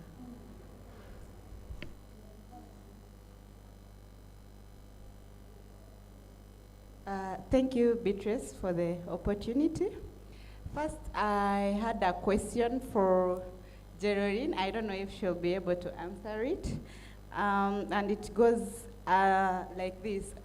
When you amending those laws and maybe creating those bills, are there health workers on board or scientists on board? Because Rosemel has made it clear that science is at the forefront. We understand you want to protect the community, but there is the other community that at some times is also being affected. And then in the law reforms, when you're trying to come back and consider these other people, how do we make up for the people who have already been affected by the law? And then I know most of what I wanted to talk about, Proscovia has talked about it. Sorry, Rosemel. It was about the plans and programs that are in place to address the psychosocial aspects of people living with HIV in prisons, especially in terms of safe spaces. Do they know the people to go to? Secondly, the intervention for ex-convicts, because they face stigma at 2 levels, as ex-convicts and as people living with HIV. And we see that some of these people go to prison with qualifications, but when they come back, how have you empowered them to face the community? Do they know about the HIV policy in the workplace? Can they be able to, again, get jobs in the workplace? Then also, I was looking at the measures of prevention of HIV in prisons, because we may only look at condom use, but we also have new technologies in place. Are these prisoners able to access PrEP and PrEP whenever they need it? Then I also wanted to echo on the issue of proper assessment and follow-up on prisoners, especially those who have been on treatment, because we normally get so many, I can call them client prostitutes, but I don't mean prostitutes in terms of sleeping with each other. What I mean is people come from different parts of the country, they transition, but they don't sometimes disclose. And it's the same applies to prisoners. When they are arrested, when they reach prison, and if there is no proper assessment and follow-up, if they have ever been tested before or been on treatment, it's a bit hard to bring them back on board. And sometimes this is where it brings issues of drug resistance, because they have left all their documents at home, they don't know the treatment they are taking, and you as a health worker, you'll ask them and they'll be like, I'm taking some white pill in a blue container, but you need to know the actual regimen. And then sometimes they will not tell you the truth that I've been on treatment, and then you end up starting them on a new regimen of treatment. And you might find this person maybe was on the first regimen or second regimen of treatment, and then now you have to again start them on the first regimen, which brings about drug resistance. I submit. All right, thank you very much for your submission. I will only ask Ms. Geraldine to answer the bit of, what did she say? Whether the health workers are will be involved in that process of the amendment. The short answer is yes. For every law that is reviewed by the Commission, we get stakeholders, key experts and areas, people who are involved in implementation of that particular law that is under review. So we bring them on board as a technical working group to guide the review process. All right, thank you, Ms. Geraldine. Back to you, Ms. Beatrice. Thank you, Bena. I think most of the issues that Bena raised have been addressed in some way. My aim was just to show you that we have young people who are born with HIV, who have grown with HIV, and when we are making these laws and being harsh, some of the people we are judging did not act. Ben and Daphne, sorry that I have not sought your consent, but those are our two young people. Those represent a big population of young people who are born with HIV, who have now grown into adulthood. But at the beginning, we thought they would only live to their second birthday. So when we are talking about HIV and stigmatizing, we need to be mindful that we have young people who are struggling, first of all, to know the parents maybe didn't tell them, but also to cope with the fact that they were born with HIV and they do not have, they question a lot of things that they are not getting answers for. And I'm proud to be a mentor of girls like Daphne and Bena, who I'm supporting to cope with that reality. Thank you very much, Ms. Beatrice, and thank you so much for the efforts that you're putting in to help others. At this point, I request that we would Madam appreciate. Moderator, Yes. there's Bena raised an issue of are prisoners able to access PrEP and PEP services and other prevention services. Maybe because she's an advocate, we equip her with the information that when they are out there, she can speak to the other teams. Bena, yeah, you are a medical person. In Uganda, when you are arrested, it means some of your rights are taken away, like a right to free movement, a right to sexual intercourse. Those rights are taken away from you when you are in Uganda prison. And now, because those rights are taken away, we can't say there is no sexual intercourse in Uganda prisons, and then at the same time, we are providing services for sexual intercourse in the same prisons. No one is going to give us those services. So that's what it is. Okay, let's appreciate the presenters for their presentations and the plenary session. Thank you very much. You may now take your seats.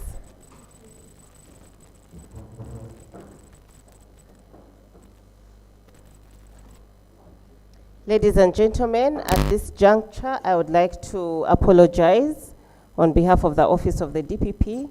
The Deputy DPP, who was supposed to open this meeting, was unable to make it due to unavoidable circumstances. But we are privileged and honored to have with us the Assistant Commissioner, Correctional Services. We are happy to have you here with us for this meeting. Yes. Please permit me now to invite the Assistant Commissioner, Correctional Services, Uganda Prison Service, to make his remarks, which will conclude this meeting.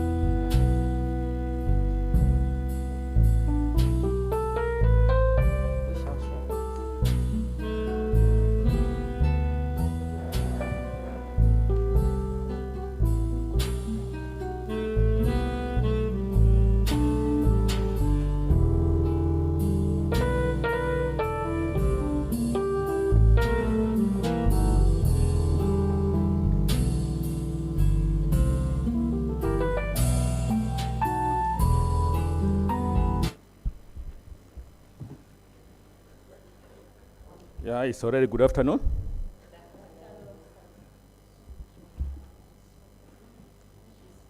Really, a lot has been said.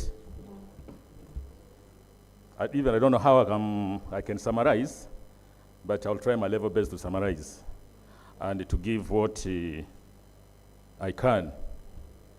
First of all, I'm happy to be here to close this meeting. And Proskovia, you were out. I told the audience that I was going to miss this function because initially, you remember I was not there. You told me to send my staff. I sent them, and that was all. I didn't have an idea that I was coming to benefit. You have to set the record very clear for a reason. I'm called Milton Tio. I'm Assistant Commissioner General of Prisons in charge of correctional services. Under the directorate, I have 3 departments, that of rehabilitation and reintegration, where we have social workers or rehabilitation or reintegration officers. We have custodial services, which deals with the courts, management of prisoners. I have correctional, I have community corrections, I have Department of Education, Formal Education, and Vocational Skills Training. I'm emphasizing this because 2 days ago, we were in Sheraton on issues to do with human rights. Actually, we are celebrating commemoration of 75 years of UDHL. After that, I think it was Opera News. I'm addressing myself to the First Estate. After the function, they attributed my comments to Deputy Commissioner General of Prisons, Samuel Akena. What I said, they attributed to him. Even they put his photo. You can see how dangerous it is. In case I messed up in my remarks, then the Deputy Commissioner General was going to be now on my neck. I would have lost my job. So Fourth Estate, this time I pray you don't make any mistakes. If you make mistakes, I will feed you this evening. Anyway, this is just on a light note. As I said earlier, for us with as Uganda Prison Service, we have what is called open door policy. Open door policy means that inmates, the people we are keeping, are for you. They are for the world. It's not for Uganda Prison Service. Alone, we can't manage it. How did it start? In the 1980s, 1990s, running prisons was a very difficult problem because the doors were closed. It was all the prisons that deals with prisoners. But our late Commissioner General, Joseph Etima, there were conferences, I can't go into the details. That's when they said the issue of open door policy. What does it mean? It doesn't mean that our doors to prisons are open, no. What it means is, if you have good intentions for the inmates, for the people we are keeping, you are welcome. Whether it is faith-based organization, whether it is CSO, whether it is an NGO, whether it is an individual, whether it is community-based organization, you are welcome. So long as we sit down, we see the intentions, we discuss, we allow you to do whatever activities you want. So long as you don't cause any security problem for us, our doors are open. But it doesn't mean that our prison doors are really open.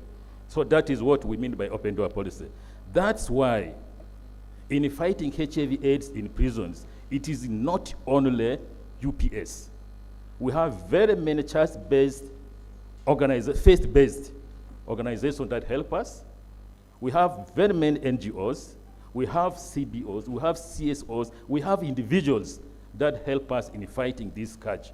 Otherwise, if it was only to us, there's no way we are going to manage. On top of that, there was a question asked about availability of drugs.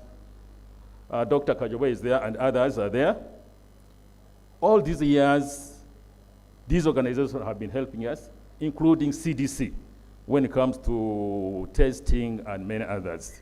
So that's why we are really there. And that's why I said, for us, we are very convinced we are really managing people living with HIV/AIDS in Uganda Prison Service.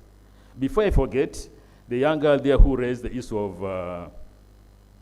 of giving PEP for inmates and all that things about sex. Ours is very clear. On admission, we want to test you. We want to know whether you are positive or not. If you are positive, we put you on treatment. The doctors are there to see the levels of treatment, where you start from, whether you are started or you are going to begin treatment. If you are negative, prevention. We make sure that you stay safely in prisons and avoid things that will make you to get infected with HIV/AIDS. When it comes to sex, with our facilities, you know, sex is a private thing. As I talk here, I love sex. As you sit there, you love sex. If there was opportunity for you now here, you will have done it. You will have asked somebody, can we do it? Why can't you do it? It is about privacy.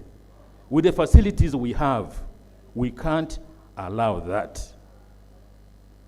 But since we now have oil, in the future, if we have very good facilities, Even we have some facilities particular for that aspect.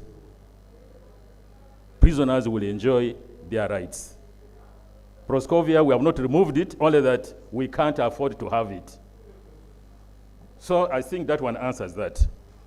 But because of the fact that each of HIV/AIDS we have taken very seriously, Commissioner General of Prisons, the top management, and the entire staff have embarked on welcoming any project, any initiative to fight HIV/AIDS in the prisons. Why? Yes, thank you. Because of our conditions, we can't afford to be reckless. On the side of staff, you have seen our barracks. We are congested. We don't have enough houses for staff and their children. You find a married person in a unit with children, probably with adult children. Others share, although now the situation is changing. The barracks is congested. You can't afford to be reckless. What about the wards? As I told you, as I talk now, we have around 76,000 inmates. But the space available is for 20,000 prisoners. Can you afford to be reckless? You can't. A space for one prisoner is shared by 6. So if you allow somebody who has HIV, who has TB, who has to mingle with this, what will happen? There'll be a serious calamity in prisons. That's why we have those stringent measures. That's why we have open door policy. That's why we have now gone into recruiting doctors, civilian doctors. Even we are now recruiting uniformed doctors. We are recruiting social workers and many other staff. And that's why we welcome this kind of initiative. So this one brings me to just to appreciate. This is a very good project or a program, very good initiative to bring institutions and criminal justice system together such that we understand why prisoners are got from the community. Who get them from the community? It is the police. From police, whom they interact with? The DPP, the judiciary. Basically for us, we are at the end and end tail. So we need to understand how do we protect these ones, the inmates themselves, and the entire society. So Proscovia, Office of DPP, you in particular, we thank you for involving Uganda Prison Service fully in this project. We thank you so much. And with the number of staff you have trained, I believe we shall go a long way to fight this scourge together. The second group of people I want to thank, basically you participants. When I came here, from the time I came up to now, everybody is very attentive. Very attentive. You see, you can go to a workshop, you find half of people are on their phones. Now this WhatsApp, everybody's on phone. I only see people getting a phone when they are going out to receive or an important message. Thank you very much. This one shows that you are really going to take the workshop very serious. You are going to implement what you have learned. For my staff, I've chosen you very, very carefully. I know who you are. I don't think you are going to disappoint us. I'm very sure with our sister forces, like the police. I also want to thank heads of institutions, the judiciary, the DPP, the police, and Uganda Prison Service. The heads to allow this project, to support this project. I really thank the heads of these institutions very much. Because without our clients, we can't be here. I can't be Assistant Commissioner General without prisoners. Actually, if one day the prisoners are not there, all of us will lose our jobs. So we need to protect. It is actually, prisoners are our granary. That's where we eat from. Don't misquote me there, the fourth estimate. What I'm saying that we are earning our salary because we are taking care of the inmates, not because we get something from them. So our heads of institutions, I thank them so much.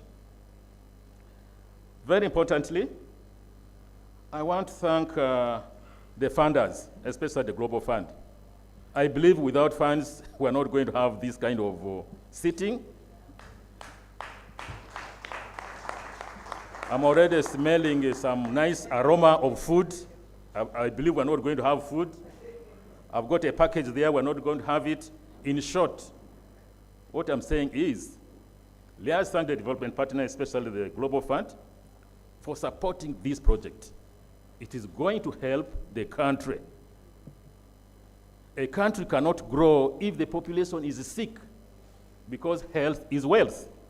You can't talk of economic development if you and I are sick. You cannot. So thank you so much, Global Fund. Yeah, also DPP, I had already thanked you through Proscovia. Thank you very much for that. I was going to have a quarrel with you if you did not change your mind to call me back to officiate here.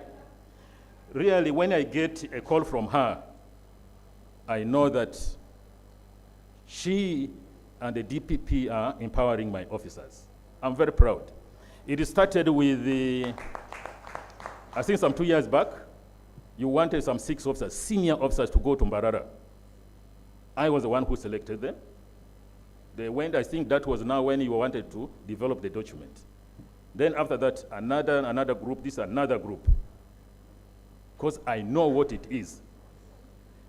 In short, I'm actually OC of prisoners, the whole country. Officer in charge of prisoners. Leave the East, the long title, Assistant Commissioner General Corrections. In short, you can just say OC prisoners in the country. I look at them as my children. You see? You go to a station, if you find sick people, you feel sick yourself. Kajoba knows.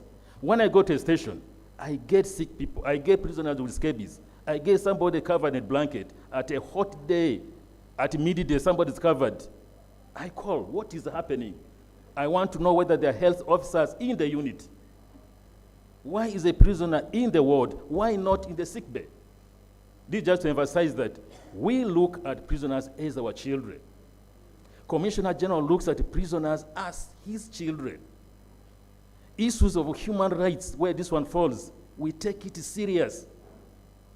That's why we cannot afford a staff torturing a prisoner. So we feel saddened from nowhere that my Commissioner General in sanction cannot go to USA. Then I look at myself, all these efforts for what? I realize somehow you feel annoyed, but you can't do much. But these are realities. We try our level best to ensure that we keep prisoners very, very safely and humanely. And it is in our mission.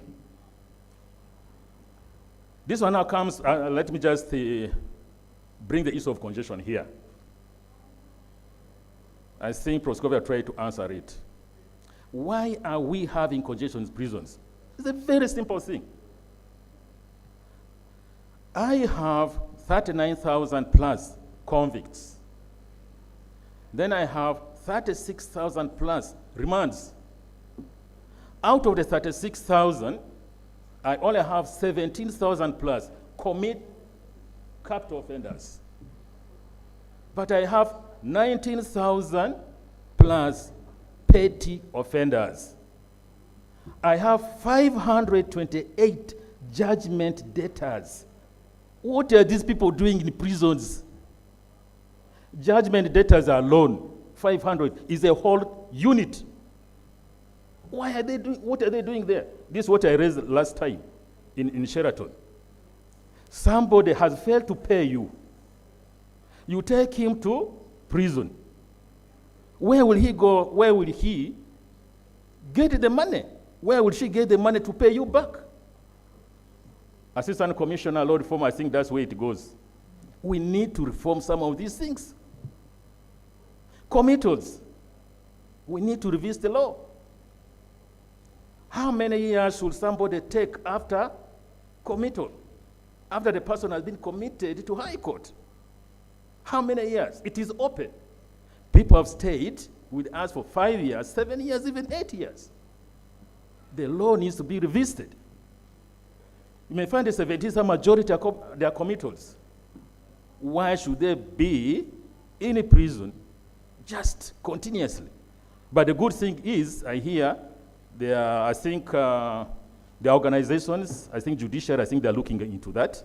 I believe also law reform. I think that is the good news. But the pace needs to be enhanced such that these cases are heard very, very, very fast. Yes, plea bargain is helping us a lot, although somehow it was politicized. Prisons were being accused that we are conniving with the DPP, with the judiciary, that we tell prisoners to plead guilty. That one, for information, we don't do. Instead, we sensitize inmates. We tell them, if you know you are not guilty, please don't. You must be convinced that you are guilty. That's why you should go. That's when you should go for negotiations. But I think now the parliament has, I think, has understood, and the general public has understood. The good thing also, the DPP, police, I think, judiciary, they are also involving the victims, addressing them. The other day we were in Gulu. It was the Chief Justice himself. He gathered the victims and the relatives to explain what plea bargain is all about. I think at the end of it, they were happy. They understood. Otherwise, for them, they thought for us we are on the side of the culprits. Then community service. Yes, community service is helping because they have really passed very many, over 14,000 in a year. They are doing a good service for us. Then bail for petty offenders. That law needs to be revisited. You are a chicken thief. You have finished your mandatory period in prison. Over 60 days you are finished. You go to court to ask for bail. They want a substantive surety. Where will this guy on the streets get a proper surety? Somebody in a court, in a suit, where? That surety will never be got. You put stringent rules for this petty offender. Why? That's why I'm having over 19 petty offenders in the prisons. Incidentally, in the farms, there's no congestion. Congestion is on reception centers where convicts are. So together, I think these are things we have been singing. I am very sure that they have been worked on. Congestion, obviously, it will take time, but we are working together. We are working on that. Obviously, we are building new prisons, regional prisons, like Chitalia model. I hope if we are given funds, this the congestion level will be reduced. I shouldn't conclude without thanking the panelists. It was a very, very good, very brilliant presentation. Very informative, and all of them were very, very knowledgeable. Thank you so much. In my language, I say awadi for Saharu. So the last time I interacted with somebody of Beatrice caliber was when I was still officer in charge of Arua prison. And I'm sure that was, some of you were not yet born. That was 2005. There was a lady, I don't know whether you know her, there was a lady called Rose Atibuni. Yes. She was heading an organization called Natuala. That time she had lived with HIV/AIDS for 20 years. So we are using her in all the workshops. When Uganda Prison Service started to sensitize people countrywide, we were using her as an example. And we would call her to come and talk in workshops like this. And people really understood what HIV/AIDS really means. This of stigma or what, even I don't know why it is coming now. So when I see people like you, I know that you are really a capital and investment for us. Not for us, but for Ugandans. Because if they hear from you, you're on TV, They hear your views, I'm sure. Everything's about mindset. People's mindset will change. Thank you, the panelists. Then the fourth estate, although I started with you. Thank you for publishing this, because if we just sit at Fairway Hotel, in this cool environment, we sit here and the information is not taken to the public, I think we will be wasting our time. My only prayer is you take facts. It is Tio here talking, not Akena Samuel. Akena Samuel, not like me. Eh? So the point is, thank you very much for publicizing this. Keep on doing good job. Organizations cannot exist without the fourth estate. It's appreciated. But let's be very, very professional. Yeah, lastly, the organizers, I think here I'm now repeating myself. Thank you very much for that. DPP, I can't tire to thank you for this organization. It was a brilliant project you initiated. I'm happy it has been supported by heads of institutions of criminal justice institutions.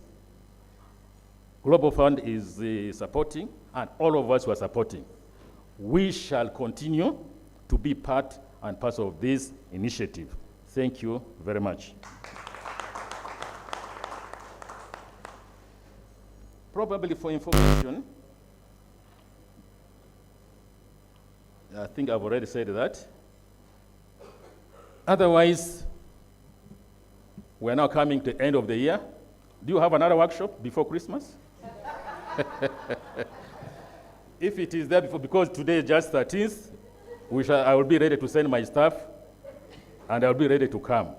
Otherwise, I wish all of you Merry Christmas and Happy New Year. Now I take this opportunity, the rare opportunity, to say that the criminal justice system institutions middle-level managers meeting held at Fairway Hotel this day, 13th of December 2023, is officially closed. For God in my country. Thank you very much.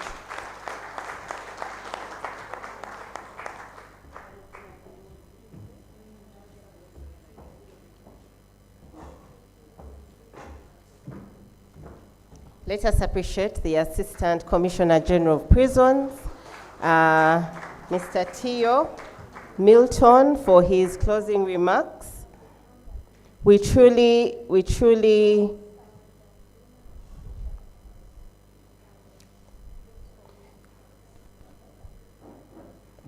Miss Geraldine and Miss Beatrice, I hope you're still around for a few minutes.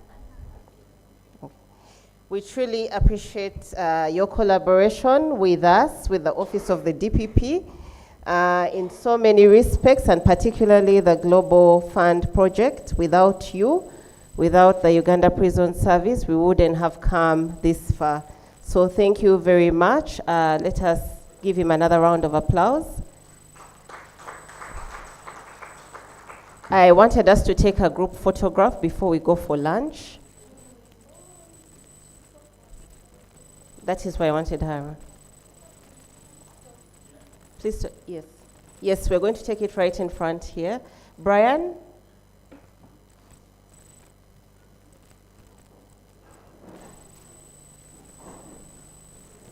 We shall have the Assistant Commissioner General of Prisons at the front with the presenters.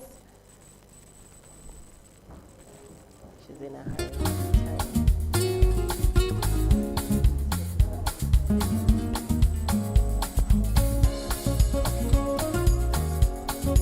Please let us be very fast.